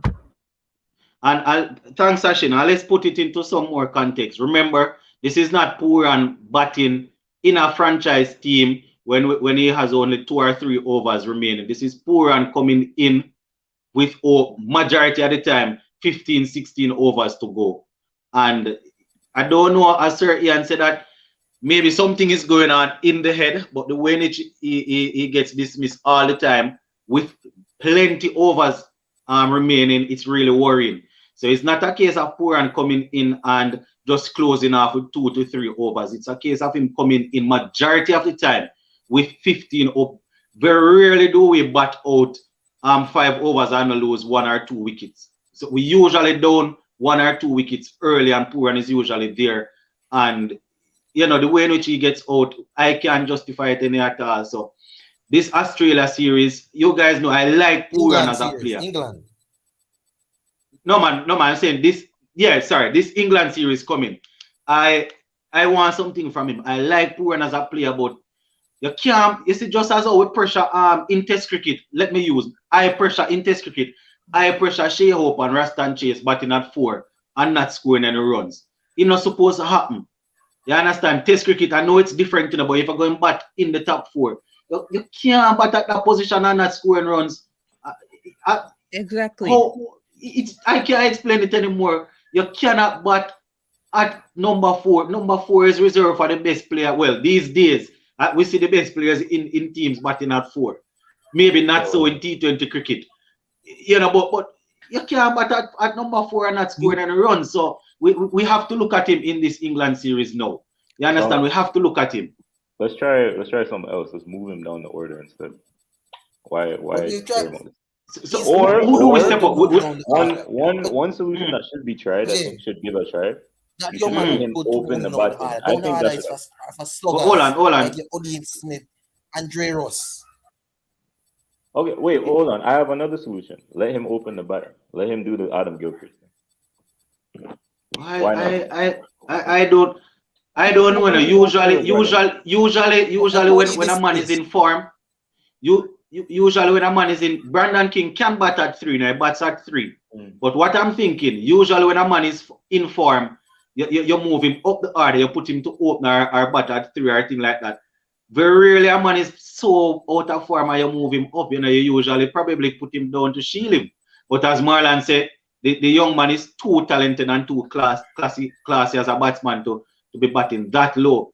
And that is the thing. We don't want this man to turn a slugger similarly to how I see they're using Hetmyer in certain situations. These guys can actually bat, so whatever the issue is, we need to fix it. The guys can bat. My thing is, Pooran, it's not that. Swing the bat for the fences and try to aim at Fakao corner. These guys are stylish batsmen who could pierce the gap and drive the ball. So this thing about playing him way at 6 and 7 for him to be a finisher, that is foolishness. Yeah, that's what I'm worried about. That's why we have with Pooran. You see, my thing with Pooran, he's not out of form. He's giving away his wicket. That's a mental thing. My problem with all of these cricketers is not that you're out of form or that you can't make runs. It's just give away a wicket. Every time it falls on the same scenario. West Indies are under pressure. They've had a few dot balls in a row, and then Pooran is very stupid. Just keep your wicket. Stay in. We want you to stay in. And as I said earlier, majority of the time when he comes in, OJ, we're talking about like maybe 4 or 5 overs down. So you just keep your wicket and build up to over number 11, 12, 13, and then we see where you go from there, because he's talented enough to bat that long. It's not like how yesterday they just put a roll and Odin Smith and say, all right, we don't want this man at the crease before the 40th over or the 41st or 42nd over. That is what they are doing, even though he might be able to play a longer game. Where Pooran is concerned, man, this is a guy that can bat. So whatever the issue is, in terms of him getting out in silly ways, we want that to be fixed. That is the thing that we want to be fixed. We're not worrying about batting him at 4, at 6, 7. Pooran can bat any bowler in the world once he's playing good cricket. My thing is, your top 4 batsmen needs to bat from the 4th over to at least the 15th over, and then or your top 5, and then you want your all-rounders, power hitting all-rounders to bat the last 5. That's how cricket should go. That's how it goes, but based on how our cricket is going right now, with our best batsmen or our best performers coming in the middle, when Evan Lewis is out, you find that these are the guys that bat most of the overs. You understand, in the middle. But you are correct, Sachin. I don't know. Sir Ian, you need to find a way and communicate with Evan Lewis and find out what's happening, No, well, I don't know. Obviously not well. Yeah. And you have to understand that not everybody. Yeah, man. I just pulling you out to find out if you're still there, man. We know how the COVID situation is. Yeah. Well, I just finished 2 burgers and a little ginger tea. So that way sometimes I quiet this eating, and I just finished take a walk in the sun when I came in, and then we had a little dinner. Our son is play a little basketball and national thing now, it is. You know, all of them taller than me. So I have to watch myself when I'm home. I can't tell them. All of them are 6-footers. You know what I'm saying? Yes. But the thing is with Lewis is sad though, because it is in the prime of his life, in the prime of his career. This, I don't know, boy. It was something to, because when I look at Lewis, and then look at this fella, McCoy. Them fellas at the prime of their career, boy. Something come and hampering them. It's really sad. That's why some people will argue and say, all right, especially if you're not contracted by West Indies, when the big leagues come calling, you go and secure your money for your future because you don't know when an injury will end your career. But funny enough, Evan Lewis has, well, this is a COVID situation, but he has always been an injury prone batsman, if I'm not mistaken. You know, he's always pulling up and thing. But I don't want to put out any rumor out there, but I'm not too sure if he's the favorite player in the squad there with the hierarchy. You understand? Where his runs is concerned, you know, he's easily the best. Should be in the team, you know, but where the leader of the team is concerned, I don't know if those guys are the best of friends. No, I just look at him and he look like he's been pain all the time. I just watch him sometimes and say, oh, boy, this man in pain, boy. You know, so I really believe that the system can handle whatever it is too hot. And then it's happened. Remember, not everybody is the same. Some people. Yeah. I mean, I don't know nothing about COVID, but what I can tell you is this. I can use COVID as an example, but I don't know whether he have it or not. My main point is a group of people get COVID and one of them go have long COVID. And long after the negative, they're still having all kind of issues. And that is the reality of the thing. So it's possible. Yeah, it's possible. You know, people, young fit athletes suffering from it for weeks and even past off. We take it for granted because we hear, we hear this fella playing because some players test positive, but we take it for granted. We assume it gets over easy, but it's because they are professional athletes, we take it for granted. We don't know what I'm going through and how much pressure they're under, you understand? When they don't have fever, if they have tightness at chest, we don't know, you know. We just assume they will get over, and that's the point. That is true. Do you think Evan Lewis is holding grudge for certain event that happened in the CPL? But do you think I don't know if he's just holding grudge from his angle. I don't know if they rate him Sachin. As I say, I don't want to bring any propaganda, but I don't know if that man rate Evan Lewis as a player. Just the way in which he spoke after making the century against Trinidad and was saying that, you know, when you play against your home team, even after certain things, you know, you want to prove because it can be his personality. It could be his personality, probably just not a talkative guy, maybe not one of those outspoken that is in and around everybody. But Sachin, I don't believe the guys are close friends. You understand when people are close friends and they will root for you. Almost Evan Lewis and Pollard, man. Okay. I wanted some clarification. Marlon, did you hear what I said? I wonder if Evan Lewis is holding a grudge for sorting. You don't remember that white ball issue when the guy wanted to get his 100. Oh yes. White or an over? It was a white or an over. A white or some kind of thing. And that's the end of the match, yes? Oh Lord, that's pressure, boy. And imagine doing that against your own country, man. Yeah, let me just put it this way. Let me put it this way. Our skipper is a very competitive man. So if you are not on the same team, he will do what is necessary in the laws of the game to win. Let me just dress it up nicely. Well, you could be his best friend or his brother. He's competitive to that level where if you are not playing for the same team at the same time, he will do what is necessary in the laws to win. So guys, who is worse then? Or which event was worse? Ashwin with Butler or Pollard with Evan Lewis? What Ashwin did again? When Ashwin run out Josh Butler at the non-strikers in the IPL. No, I'ma say. No, I probably missed that one. No, remember Ashwin. You remember that was Ashwin? Ashwin, remember? Ashwin, I think that's the second time he did it. Ashwin likes to man kid. Like you walk in and the batsman. Yeah, that oh, you're talking about Mankey. Yeah, there was a big uproar about it, you know. I still think it's Pollard and Lewis because Pollard did that against his own country. Yeah, man, that's dirty. That is dirty. He did it against his own Trinidadian. No, but you know you're going to lose. You know you're going to lose if the man get in century, and if you're bowling no ball, you're going to lose the same. Hey, listen, having 100, you know, and a 50, and a man's career stat sheet is a big difference, you know?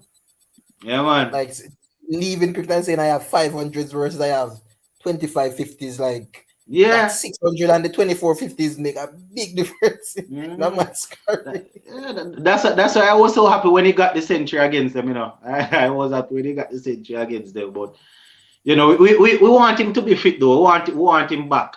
We want him back. You know, definitely want him. Seeing that Chris Gayle, you know, would have reached the age where he's no longer really performing and dominating. I mean, Evan Lewis is not 24, 25. He's not young. He's high. I'm almost certain he's about 29, probably somewhere thereabout. You know, but he still would have maybe a good 5-6 years of cricket before he can think about retiring once he's performing well. So at least 5 more years of cricket. Yeah, so Chris Gayle stepping out now, you know, I was really looking for Evan Lewis to settle in and dominate right throughout. But you know, that is how sport is. That is how sport is. You know, you never know. Relax. It seems like you're retiring Chris Gayle. Wait, did the man tell you he's retired? The door is open. The door is still open. Guys, what is that?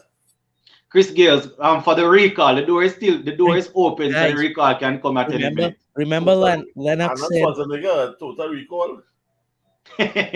remember Lennox said he reached out to players and only the ones that reply. He said the words ones that reply.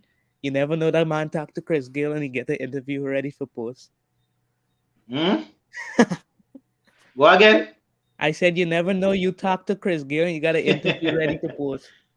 No. Funny enough, when I went to the trials there that day, I was looking if I would see him there, and I saw all of the Banners and the Blackwoods and all of them guys, but you know, he didn't come down. He was supposed to come down, and he didn't turn up.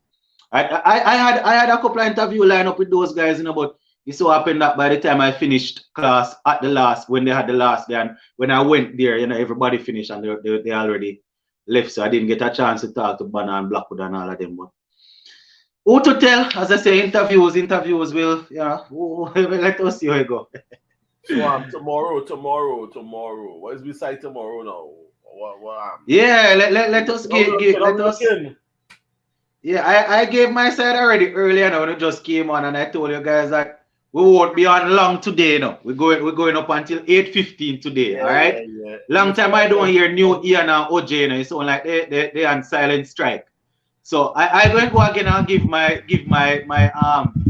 Oh, I think new Ian having the feedback still, man. As you unmute, you hearing it. Yes. Yeah. Yeah, I go and give my 11 again. I'm going to let everybody give their 11 and probably talk about what are some of the things that we need to do to win the game. Because as I said, I want to jump off maybe around about 8:15. But yeah, we have Sanjay in the house, you know. Yeah, man, we have Sanjay in the house. So I think just get your 11 ready, Sanjay. So when we call on you. So let me go again. Let me. Hey, you know they like that. Something wrong with the light there. Let me go again. So yeah. Evan, what are we? I want Evan Lewis to play. So Hope, Lewis, Hope. What's the next guy's name? King. I have Bravo. At 3, at 4, I have Pooran. 5, I have Pollard. 6, I have Jason Holder. 7, I have Romaro Shepherd. 8, I have Fabian Allen. 9, I have Odin Smith. 10, I have Akil Hussein. And 11, I have Sheldon. I call Jason Holder, right? Yes. Yeah, and 11, I have Sheldon Cottrell. So those are the guys that I would select. So who left out? Who leave out? We have Devon Thomas, Ravman Powell, and who else is in the squad? Who is the next person? The tall man, the young bowler, the youngest bowler you leave out. No, my Jaden Seas is in the reserve, you know. No, not Jaden. Oh gosh. Dominic Drakes. Dominic Drakes, yes, and Dominic Drakes. So I leave. I forgot that. Yes, he's in. I forget that Drakes is in over Cottrell in Sir Ian's team. So let me give you mine again, quick. So Hope, King, Bravo, Pooran, Pollard. At 6 we have Jason Holler, right? 7 we have Romario Shepherd. 8 we have Fabian Allen. 9 we have Odin Smith. 10 Akil Hussein. 11 Cottrell. Yes, so yes, sir, Ian. My side is that exact side, but instead of Cottrell, I bring in Dominic Drakes. Oh, you have Drakes instead. Yes. Oh, wait, so Odin Smith will have to bowl in the power play then, you know, and bowl well, you know. Yeah. I got a question. Sir Ian. Not Ian, with the pace. Sir Ian, why choose Drake over Cottrell? When I see Cottrell bowl, start off, get 2 good overs, and then get wood at the end. Yeah, I can. Cottrell, in my opinion, is unreliable coming down to the end. Yeah. I can't knock you with that. You'll give her 2 good overs up, but I'm a bit worried about the last 2. But because we have so many all-rounders, I'm thinking 2 might fill in for it. All-rounder might fill in, help out. But I am thinking he would give me wickets up top. Yeah, Mr. Sorry, and I agree with that point, right? But remember in that Pakistan game, Dominic Drake struggled. That is okay. He went for 40-50 in. That is okay. He had no start playing 2020, but Dominic Drake is our future. What I would use to defend Dominic Drake, where that is concerned, though, Sachin, not saying that I would put him over Cottrell, is the fact that all of the new bowlers played at the same time, and I didn't see anybody shepherding him or talking to him. Probably, what's his name? Powell was at mid-on every now and again talking to him, but it was Dominic Drakes, it was Romario Shepherd, Odin Smith. Who else we had? Well, Akil Hussein, the spinner, the only senior man there that could have probably said something to him. Rahman Powell was there. And I think Powell, every now and again was saying something. But look at Dominic Drake. Yeah, that was the issue with all of them playing at the same time. Sachin, I'm going to tell you this. When you look at Cottrell can't give you nothing more than what he given already. He can only get worse. Dominic Drake can only get better. And if you look at Dominic and his whole lanky outfit, look at Ambrose and you'll see a great resemblance in the manner in which they bowl. Right? The control is far off though. for now. But you have to remember too that he is just so far performing on raw talent.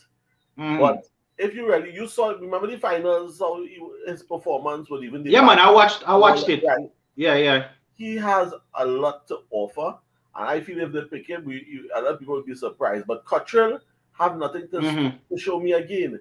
Cottrell will give you like 2 tight overs, and then after that, it's all over the place. Boom, wood. And I see it. You understand? I don't understand it. So I will always pick the youth over the Cottrell. I mean, but that is how it is. Yeah. All right. So Sir Ian working with the same team as mine, except Cottrell would go and Drakes would be in. All right. Still a lot of all-rounders, but we have to work with them because we don't know. Yes, Sachin. Remind them of your team. So I'm gonna go with Hope and King open, and I'm changing my mouth from the last game. I want to play Bravo, but I know in West Indies they'll play Myers at 3, Pooran at 4, Pollard at 5, Hold at 6, and then I'm gonna put Shepherd 7. Allen 7, Shepherd 8. And then Smith 9, Akil 10, and here in West, Ian just had to say, I don't know which one of them to choose, but my mind is pulling me towards Cottrell. All right, so I'm going Cottrell too. All right, you're going Cottrell. Sachin, it's your team we asking for.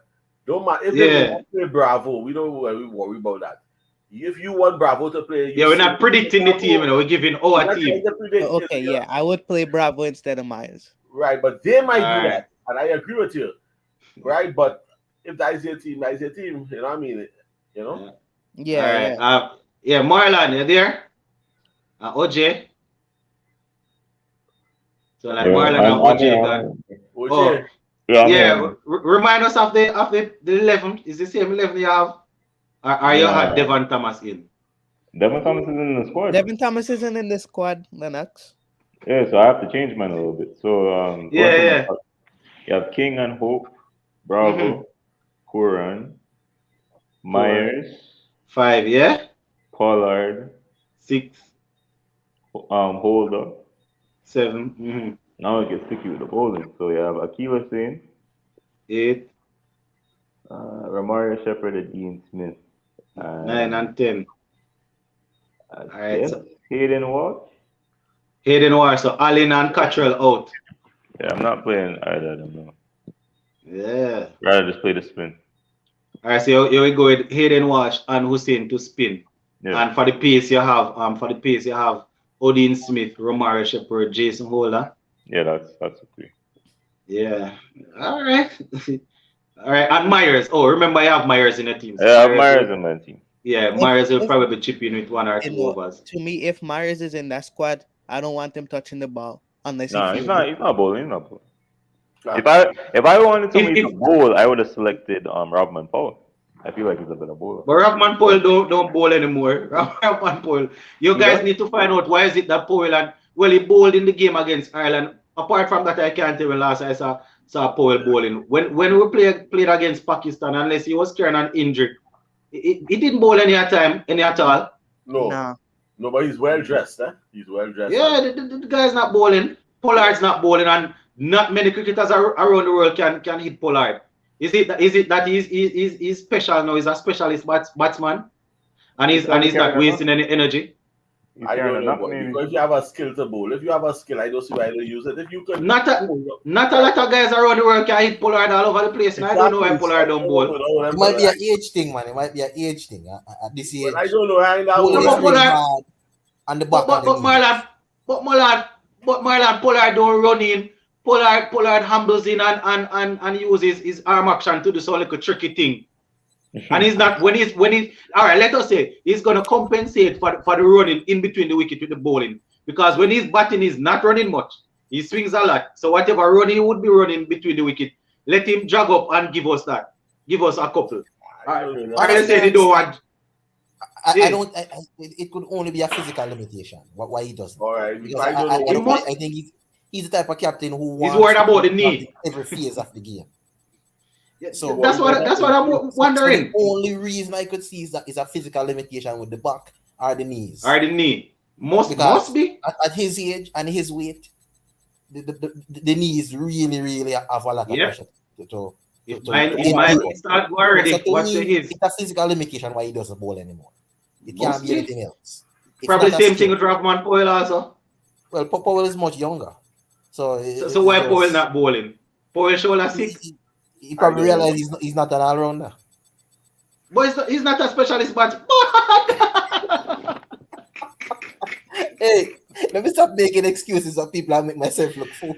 But the man is not a specialist batsman. The man, God. The man was a small. What is that next one? Andre Russell. He was a small Russell. Yeah. A baby Russell. I don't know. Guy cut the ear, do everything like Russell, but let us see. All right, so that's OJ's team. He's playing Hayden Walsh. The only thing I can tell you, OJ, I know my team that I select, we're going to have some bad bowling now, but I'm going to ask you, tell your player, what's his name, Hayden Walsh, not to bowl any sharp ball to these guys. You hear? He has this tendency to glove bowl sharp ball. Worry bowler to these guys. I think he'll improve, man. I'll give him that. But I don't see any other option for me personally. I don't see the other options. So is it that you don't trust Fabian Allen coming back after injured that quick, or he's not turning the ball much? He's not as attacking with the ball. He's turning his arm over and he's in the side for fielding. He's a fielder. He's not a. That's it. But when Fabian Allen Every time Fabian Allen bowl, when he bowls, he either bowls the first over, and he always takes a wicket in the first or Yeah, second. he usually takes wicket, but he goes for runs so majority of the time. But you would have to wait up and say, well, would Hayden Wash take a wicket? Would he go for runs? I don't know. It's a tussle up, because Walsh is not much of a batsman, but he is a better bowler. And Fabian is a kind of okay bowler, but a better batsman. Mm-hmm. But we're looking to fill the bowling slot now, the second spinner. That's the thing. We know Allen. Yeah, we know Allen would probably give us some work with the back, but I guess they're picking a second spinner to work with Akil Hussain. So yeah, all right. They played with one spinner for the longest while and about 4 pacemen. Well, and Chase, they usually have Chase bowling 2 overs. Yeah. Along with Akil. Yeah, Marlon. And then I think Sanjay is on, and I think New Ian is on, but his device is giving some problem. Yeah, Marlon, who you have in your team? You have Myers and Powell in the team? Yes, I am going with the same makeshift team that I had the previous night that I struggled to come to. Like I say, these guys are not separating themselves, so it really is hard to pick a West Indies team. Not because guys are doing well, it's slim pickings. Yep. So, but Sarwan said it the other day. Sarwan said it's very difficult now to pick a West Indies team based off performance because they are so inconsistent. That's what Sarwan said. And I'm not trying to bash the young man, but in any Pooran should not be playing. Yeah, the runs have dried up as a batsman. Yeah, as a batsman, is definitely not scoring. Let me not say chase for T20. There are other players in the team who should not be playing because the production is just not there. Myers has not paid his dues long enough to even warrant selection in the format. Odin and all those guys, they are young, like Drakes. These guys have not paid their dues to say, all right, this is a consistent performer that we can expect something from. It really is picking from scraps, but what else can we do? Well, you don't remember the team off your head? No. I think you were freestyling. Yeah. You remember the top 3? I think other people could play selector tonight. I won't play. Yeah, all right. But you have Myers opening though. It was Myers. I think it was that number 3. I think I stuck with Brandon King and Chiro. I know. Myers was that number 3. So you're benching Bravo. You see, if West Indies drop Brandon King tomorrow, I stop watch cricket. Me too. The amount of time I hear Sachin say he's going to stop watch cricket. But they never did what they did. So, but Leonard, be honest. If Brandon King drop tomorrow, are you gonna be happy? No, I can't be happy. I can't be happy. They can't drop the man. First thing when he went to Pakistan, they should have given him seeing that Evan Lewis was out. They should have even given him a look in the ODI, even though it was T20 that he played well in Pakistan. I can't tell you what I can't guess what these selectors will do, because I don't think he could have done worse than Graves. Yeah, you see, the guys knew that Evan Lewis was going to be out, and Hetmeyer from early figured that Hetmeyer wasn't going to work. They're not going to use him. So why coming off a good series in Pakistan? Why they never play the you? I can't understand these people, man. Yes, Sanjay. What say you? We should have your Can I just say quickly? Yeah, man. I don't see any reason why you'd have Sherman Hetmeyer and Chandapal Hemraj out of a squad because of fitness reasons. That don't make any sense to me. But just running through the squad very quickly, I would have Brandon King number 1, and I would be tempted to get Kyle Myers to partner him because of the right-hand, left-hand situation, and I feel like the pace that England will bring, Myers might be a better option to counter that. But I still would have Shea Hope at number 3, but I need him to bat in the power play. So that kind of conflicting, because that's going to assume. Yeah, don't worry yourself, man. Don't worry yourself. Myers not going bat long. He's not going to last with the power play. So I mean, if you can score quickly, because you don't want Shea Hope coming in after the power play. But number 4 for me is not Ralston Chase. Ralston Chase just doesn't grab me as a white ball player. I'm going with Darren Bravo. I mean, Chase had a good CPL last year. Yeah, the and the year last before. Last year, and then, the opening games of the World Cup. But a white ball player is still yet to convince me that he's that guy, Then I'll have Pooran at 5. Pooran has to play, no matter what. He has to play. The guy's the vice captain. Has to make runs also. Yeah, that's true. And then Pollard at 6. So for me, it would have to be Fabian Allen that comes in at 7, and then Shepherd followed by Smith. You know what I mean? I mean, that order can change. I might put Smith ahead of those two guys, but I think Fabian Allen is the more established batsman, and he has power. Smith can come at the end part of it. But for the bowling, I would have Sheldon Cottrell, because come on, man, Jason Roy. If you can't get Jason Roy out, you lose the game, basically. Sheldon Cottrell is the man that I think is the best wicket-taking option in that squad right now. No offense to Jason Holt and the other guys, but I would play Sheldon Cottrell, Akil Hussain, and Hayden Walsh Jr. I think that's 11 people. All right, that's my team. So that's your team. Yeah. All right, so yeah, Rahman Poyle out. Rahman Poyle is a talented guy. I'd love to put him in, but he can't play ahead of Shepherd. No, man. Smith. And that's Rahman Poyle can't make the team. No, Rahman Poyle is a specialist batsman. The guy doesn't bowl. So you can't talk about Romario Shepherd or Smith. You'd have to talk about Pooran or in the top 3, you'd have to talk about Pooran or Pollard. Those are the specialist batsmen. Batting up there, Bravo, I don't know if it was Sachin or somebody saying that, Rahman could bat higher, maybe at 4. But I mean, he's just not that established. You have to put him in an all-rounders category. If you play the guy don't bowl. Specialist batsman, you're gonna have problems because he's not. Well, he's a specialist batsman. No, he's not bowling. Well, as far as what I've heard is he's not been given that option to bowl, but he's still bowling. You know what I mean? If the captain calling him to bowl, he will bowl. Hold on, let me ask you a question. Rahman Poyle captained the CPL team the other day, right? And he bowled. For us. He bowled? Well, he didn't bowl last year, but the year before he bowled himself. So it can be just a confidence issue. I mean, But the guys Karen Pollard used him for 4 overs one time and he got 2 wickets. No, man, we know that we know that he established himself. He established himself as an all-rounder. What was just wondering, you said that he's not being asked to bowl, and I know that when he was captain in the team the other day, he didn't even bowl. That my take on it is probably not quick enough, but he's a genuine all-rounder. And they need to he's an all-rounder. Maximize his talent. I think he get burned out. He tried to follow Russell example, but Russell was a decent, and he just get burned out. You can't follow Russell, I mean, Russell different now. He get injured, but Russell in his prime is total madness, So what I mean is to follow Russell's footsteps, he had to come good, And I don't think he had what it take to maintain that persona, to maintain that standard, to be another Superman. I don't think he had the stamina.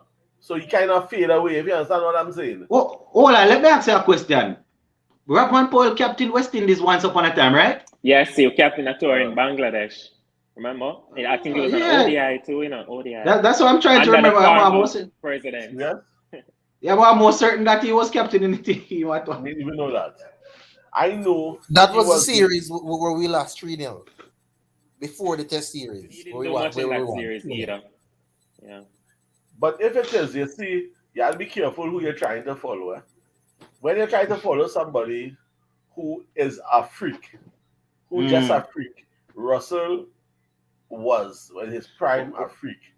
Yeah, freak of nature. Yeah, a fielding beast, a batting beast, a bowling beast. The man could do almost anything. And for about 2-3 years, 4 years, about 2-3 years or so, Russell was like a really crap.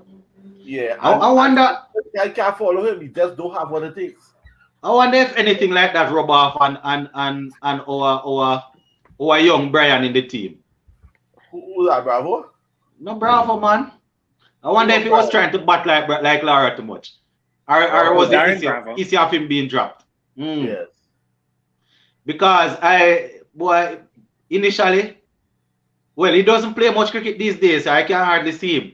But initially, when he came in, every movement, from coming out of the pavilion, holding the bat here, turning the head like this, turning the head, running with the foot behind and all of that. You think you were looking at Brian? They have DNA in common, you know. You have to remember DNA. They have DNA in common. The family. DNA, man, copy the man. Yes. But they said that what they say about copy is I don't even remember what I say.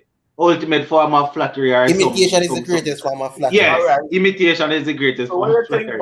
I want them to imitate the runs, though. I want the runs. What's the name of that fella from India who used to follow Tendulkar? Who's that? His name starts with S, I think. S? Everybody from India follow Tendulkar.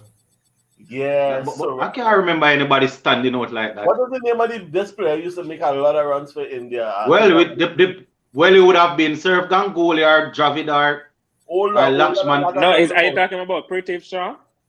Those are the only guys in his side. I kind of fella playing cricket now or before? No, he's not playing now. But he was playing just about, I would say maybe about 7-8 years ago. And he passed himself after Tendulkar. 7-8 years ago. Oh God, I'm gonna find the name. Sawan or what is the name, boy? Sehwag. Oh, Virendra Sehwag. No man, Sehwag batted more like Gill. And Sehwag was Tendulkar's contemporary. Original. He started off imitating. Oh, you're talking about Virendra Sehwag? Yes, he originally started off taking Tendulkar.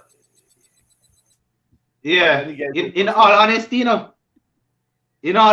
I thought that man was going to get Lara record, Yeah, he wasn't easy. Because I figured that he had runs. Well, not only because he had the triple century, I figured that because of how powerful he was and his ability to strike the ball and occupy the crease, I figured that he would have gotten the 400 because he scores quickly. He's not only occupying the crease. So I was wondering, if he would have gotten there. But wasn't he the one? But yeah, I think he got 300 and he didn't get to the 80s. I don't. He was close to that, Nax. More than 330, man, because even Gill got 333, I think. But he got 380 something. I'm almost certain, man. I can't pull it up on the computer now.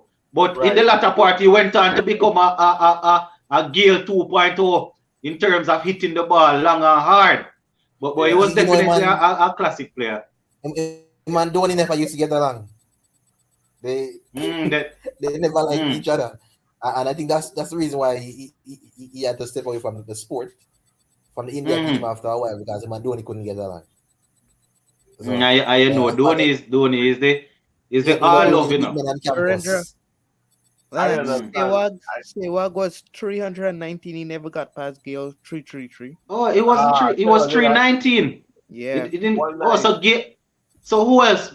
So it would be just Gale and then my guy there, Matty Hayden. Matty Hayden got 3 what? Remember Matty Hayden broke the first one and then Lara came back and made the 400. Yeah. But since the 400, we have had a couple of triple centuries, but okay. Matthew Hayden made 380. Yeah, he broke the first one.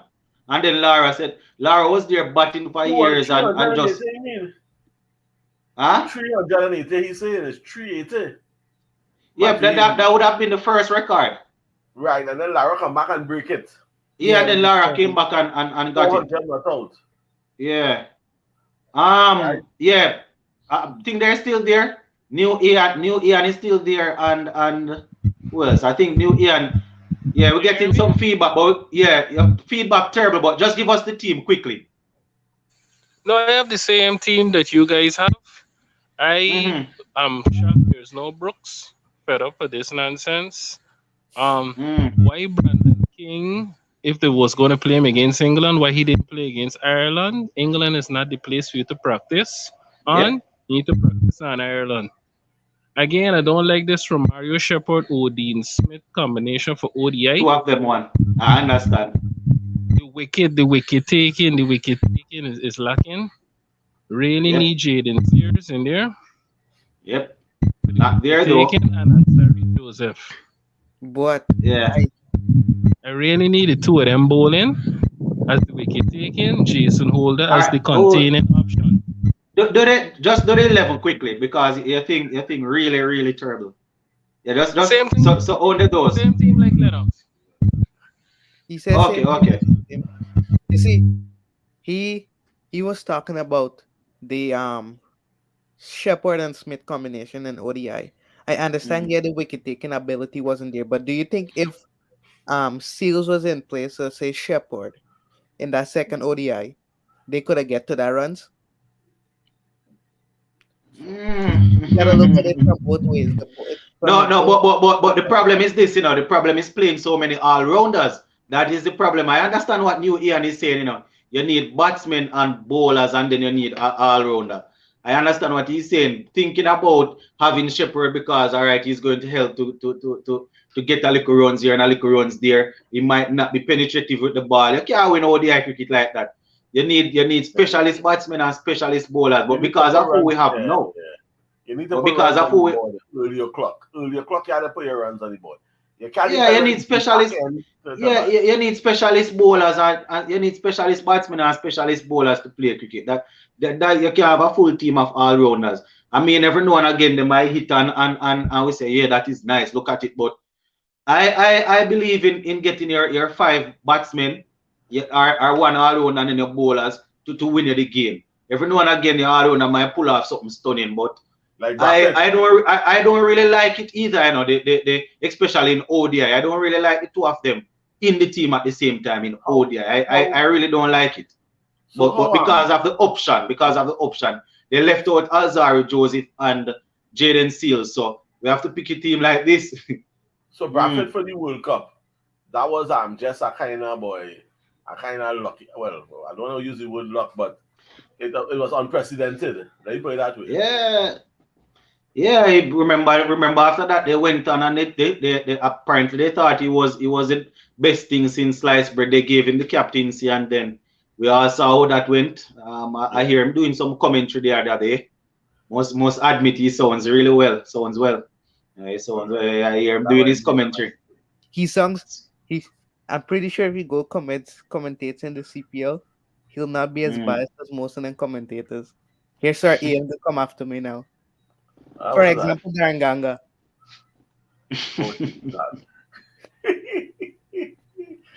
I don't know if there is any commentator in the world as biased as my favorite leg spinner. I don't think so. No one. Exactly. You're telling me Ian Bishop or whatever. I think that's his name, Ian Bishop. That guy is one of the most fluent commentators I've ever heard. Yeah, man, that man fluent, man. If you want to hear bias business, just listen to Shane one, man. That Oh, and I get plus so that man find a way to put Ricky Ponting and his playing guys in every conversation, every games that he come. And Glenn McGrath. I hear Marlon mention it before, and it's true. The man it's as if the man is trying to live vicariously through the youngsters, but we have a couple of young commentators coming through. I really like Samuel Badri. He's very clear. I like he speaks fluently. He's somebody that I like coming through as a young commentator. I'm not a big. I like the Indian man. He's good. A local girl that sound good too. Simmons. Who's Stacey and King? I think it's Stacey and King. I would say that boy. She's established, man. She's established. Is either Stacey and King or Alex Jordan? One of them. It's only the two. Are probably Alex Jordan. Yeah, those girls are good. Those girls are extremely good. Those girls are good. If I'm to pick 2 West Indian commentators to commentate at the highest, like I know they are commentating at the highest level in a big game, I would choose Ian Bishop and Samuel Badri. See? No man, you're dreaming, man. It has to be Ian Bishop and Fazir Mohammed. Fazir is I forgot about and Fazir is got a moment when it comes to commentating. I remember in that test championship. In the test championship, I think Ian Bishop got paid a lot of money to go to the thing and commentate. Man. Fazir and if you're talking about local commentary, man, Fazir Mohammed and Ian Bishop, man, those guys are gems. Growing up on as we look to close, we got 11 from everybody on, right? Yeah. As we look to close, some of the commentators that I think I covered this in a video before. Some of the commentators, the ones from the Caribbean that I really enjoyed. The Fazir Mohammed, the guy that love talk about him. Oh my golly, what's his name? Swings for Kokana. He's always shouting out them sort of things. No man. Dude always he has a radio program, man. Reds. No man. Andrew Mason. If we're talking about Caribbean, I usually like listening to Fazir Mohammed. As I said, Michael Holding, Andrew Mason and those guys. When local cricket is going on, Fazir, what's his name? Maurice do his thing also. Renan Springer. Yeah, those guys are good. Then the guy that you called before, Marlon, what's his name? Yeah. I think he passed off. Yes, I really liked Tony Coz as a commentator. Yeah, man. He was from early 2000. Tony Coz was a star. Do you think Sir Courtly Ambrose could go on as a commentator? I'm not a big fan of his commentary. Let me say that as articulate. Me neither. I am not a big fan. I'm not a big fan of his commentary. I want to find out something. You will learn as you go. In the Indian League, in the IPL, right? They finish pick everybody. They have to pick. I think they have a couple more, man, because I think there are a couple more. They retain the players that they want, But I think they are open. They retain a couple of the players. So each team like retain 2 or 3. Is it true that Odin Smith is going for KKR? I am not sure. Ian Pollard is the only West Indian that get retained. And Russell. Pollard, no man. Narai, I think Narai, Pollard, and Russell. Yes, those three. Those are the guys that get retained so far. But when they auction, that finished yet? No, it's in February. Oh. No man. Yeah. Remember, they retain and then when the auction come up, then they will select. And then the good thing is that teams this time. Yeah, that's what I was about to say. The good thing they have 2 extra teams. Yeah. So I think one of the Pandya brothers was called up to captain one of them. I guess. So they did Mumbai and Gill lost the place. It could only be Hardik Pandya. I don't think he'll captain the Ahmedabad team. He'll captain the Ahmedabad team. He's captain in one of the teams, man. I don't remember for sure. Yeah, so I'm saying if he's captain, then that means he's leaving Mumbai. Yeah. Yeah, more than likely. But the only players I hear retained by Mumbai so far, we hear Kieran Pollard and Sharma. And the cock are Bumrah. I'm Bumrah. I didn't hear the cock's name. Bumrah. Yeah, I know for a certain that those guys were retained. Sharma, Pollard and Bumrah. Yeah. So names. The good thing is that 2 teams out there. I wouldn't mind if somebody pick up Hetmeyer. If not even the same team, somebody pick him up and he bats in the. I mean, it's going to be more responsibility. So he's going to be under the microscope. No, he's got no. You're not listening to me. I want him to get picked up. We want him to bat at 3. I want him to get picked up in the sense of batting at 3 or 4. So I don't want a team to say, for example, pick up 3 or 4 top order batsmen and then bring in Hetmeyer to play the same role. No. I want it's more responsibility and you're going to be on the microscope, but that is what I want. I want Hetmeyer to perform. I want Hetmeyer get a good 2-3 season of pressure, winning games for his team. That is what I want. Tomorrow, let me ask you a question. And thing. Pooran, no, I'm not sure what's going on. Yeah, I think so. I think they're going to go with him again, man. But they might not run to snap him up as before. But I think Pooran. Pooran. No. I think he might get one, man. He might not be as quick as it was before. Yeah, and high. Then again, those ducks that he got, those ducks that he got back then might go against him. But I think he's going to get pick up, man. They might be looking at the performance in these matches to make up their mind to it. Yeah, man. Agreed. Yeah, more than likely. More than likely, this series here against England, they will definitely look at it. So, yeah, there's a lot on the line. Tomorrow we'll know. Tomorrow is the 22nd, right? Tomorrow is the next. The two new team will select their 4 players that they want to start the auction with. So I think Amnabat selected Hardik Pandya as the captain. And then I think Rashid Khan leaves Sunrisers and they say he'll go to there. So tomorrow is 6 more players, so we can hear if any West Indian is in there. How many teams there now? They had enough room to bring in. They had 8. They had 8 before, so it's 10 now. My math is not good, but I think they're gonna end up playing maybe 20 something more games, 24, 20. Yeah. Wow. They're playing overall 84 games. Yeah. Wow. That's a lot of double and triple headers. That's a lot of cricket still. That's a lot of cricket. What? Hey, when your population is 1 billion people, you could support that. Yep. Yep. 1 billion cricket and people. The competition isn't too bad, you know. I like watching it, so I don't really have a problem. I like watching it. Yeah, I like watching it. And my team in IPL is KKR. My team in IPL is KKR. I like watching IPL, and my team is KKR. Mine too. Because the first game was Kings 11. Who you feel keeping the flag of cricket flying higher? India or Australia, in your opinion? Overall. I mean, India is doing well at the 3 levels, ODI and T20, and that's internationally, and then they are providing exposure for players at the franchise level. So I would think that India is definitely up there. I don't think that's why I would say India.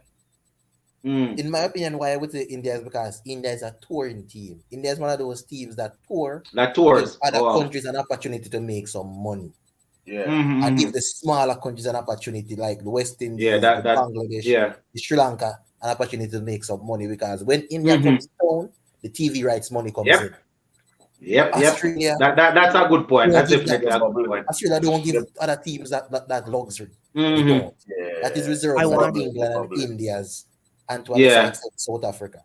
I want to see the day that job at touring. The ICC needs to spread the money more evenly, but yes. India share any money. Yes. I want to see the day that Indian players can go to other leagues and play. Well, that now is a different story. Yeah, that right there is a different story. I don't think you've seen that. But it's not international cricket. As Marlon said, they're always doing well in terms of touring internationally. If they think their league is the best and their players are well paid, do they really need to go to get it? Is it that they need to go to get experience of different conditions or what? Why is it that they need to go though? Well, the only way I can see is if they want experience on other grounds, but they have all the best coming to them. The man get it, they're getting everything they want over there, and they're keeping it in the family, so I don't know. But you know why they really don't want their players to leave? Is because they don't want their players to do to them what their league, the IPL, does to other countries. But my point is, when nobody else tours while the IPL is going on, Then ICC pause fixtures when IPL playing Virgin. No. But the lesser teams, the lesser players play in those leagues. Right, but IPL is going on, all the big players from around the world. Yeah. And countries lose their big players to the IPL. So India don't want. When India wants to tour, you have to compete with BPL for Kohli and Boomerang. They don't want that. So that's why they don't want that players to play in those leagues. You know, India not winning the World Cup is a lesson to them that they need also to still allow the players to go other places. Because look at that. They wanted to keep everything for themselves in that sense. And they just couldn't win the World Cup. How come you couldn't win the World Cup if you had the best, based on your whole perception of how they work it out. We have our best players here. We kind of Pakistan. Pakistan put a shock to the system in the first game. Exactly. I'm praying. Kill them off right there and then. I'm praying when we're ready to tour India. I'm praying when we're ready to tour India that Hetmai is fit, because knowing Hetmai, he's good in India. He scored two of his centuries in India. Plus, he makes runs in the IPL. I want him to be fit and ready to go to India in 2 months. That's cricket you're talking about? No, not no, man. No, man. ODI. I remember Hetmaier doesn't have a test century now. I think his highest is in the early 90s or something like that. 92, 95, something. 92. I don't know, in the 90s. 90 something. Yeah. See, Hetmaier scored 2 of his ODI hundreds against India. And I think one is against England. He has 5. 2 is against India, 1 against England. 1 against Bangladesh. Yeah, I think. Or 2 against Bangladesh. Oh. Can't remember. I don't remember, but I'm almost certain that the last time we played England in an ODI here in the Caribbean, Hetmaier got a century. In Barbados, yeah. Yeah, I think so. No, he's not fit. West Indies cricket. The man making runs in Guyana, he's still not fit. So tomorrow is going to be a day to behold. As I said, guys, I want to do a little watch along tomorrow, but I might come on halfway in the game. The football final is here. The high school football final is here. Manning Cup and I think Walker Cup, and those finals we only get a chance to see those once. We're going to have 5 T20 games. So I'm going to probably look at the game and then come back and see if we can do a little watch along for the rest of it. So let me ask you a question. In England, didn't get a warm-up match? Yeah, they did. Yeah, man. That's what we're saying. They played Barbados where Jason Ryan made the 100. Yeah, I don't think Ian heard about that. No, They played against a Barbados team, I think, and Jason Ryan. Ian, these guys made 246 runs for 4. So it's India? England? Yeah, England. He was against a makeshift Barbados. He was against a Barbados team, man. One guy got, I think, 140 odd. So what are the odds? What are our odds if you our chances are tomorrow? Well, I see they have up something here and the thing saying what? Let me see if I see it if I find it. But the odds, because we are usually competitive against them.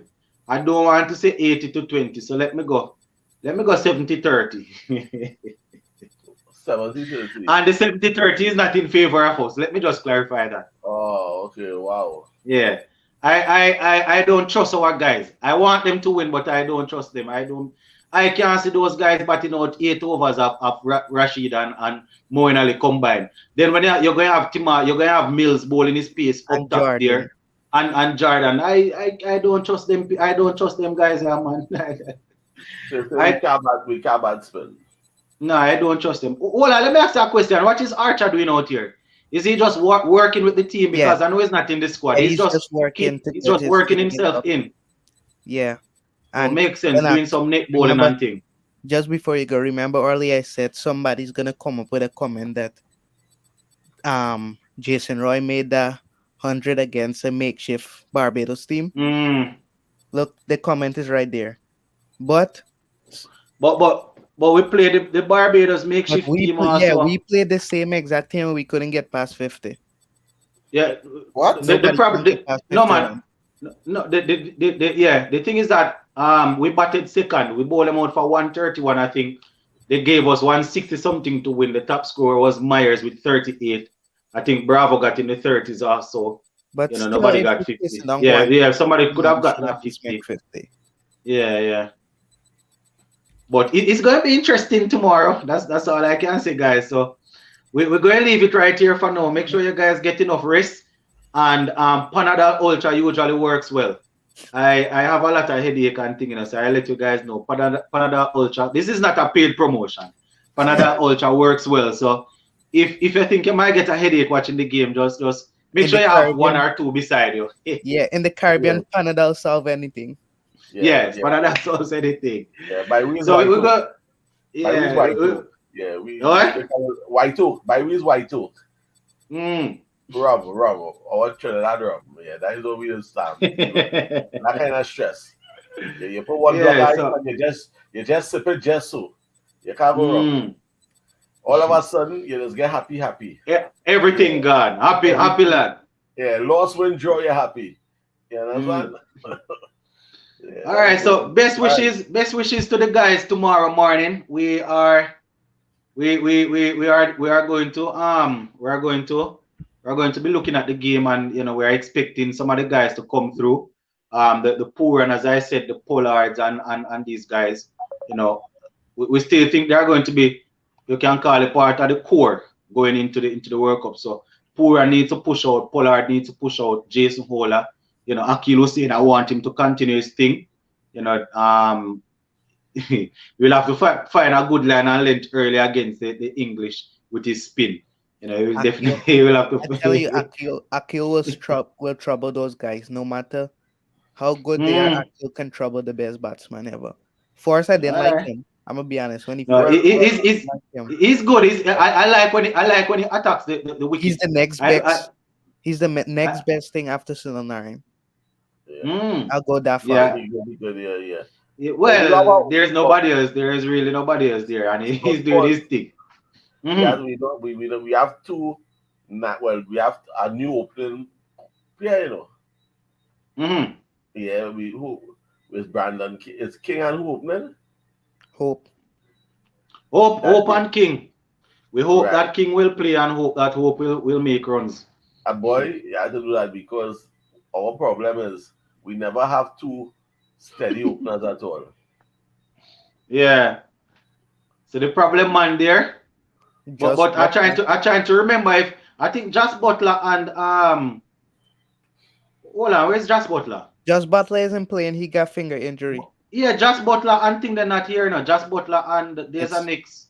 And David Melan. Those guys aren't here. And Bearstow. Those three guys would slot in the team easily. They are not here. But yeah, so we still got Liam Livingstone and Jason Wright. Yep. To deal Billings too. Billings is in the team. Phil Salt. All of those guys are expected to give us some trouble. But on the flip side, we have some guys that are expected to give them some trouble also. So let us see where it go. We're going to leave it right here for now, guys. Enjoy the rest of your night, and we'll definitely check in tomorrow. Zane, big up on yourself. Later. Yeah, man. Thanks for coming on, guys. All right, brother. All right.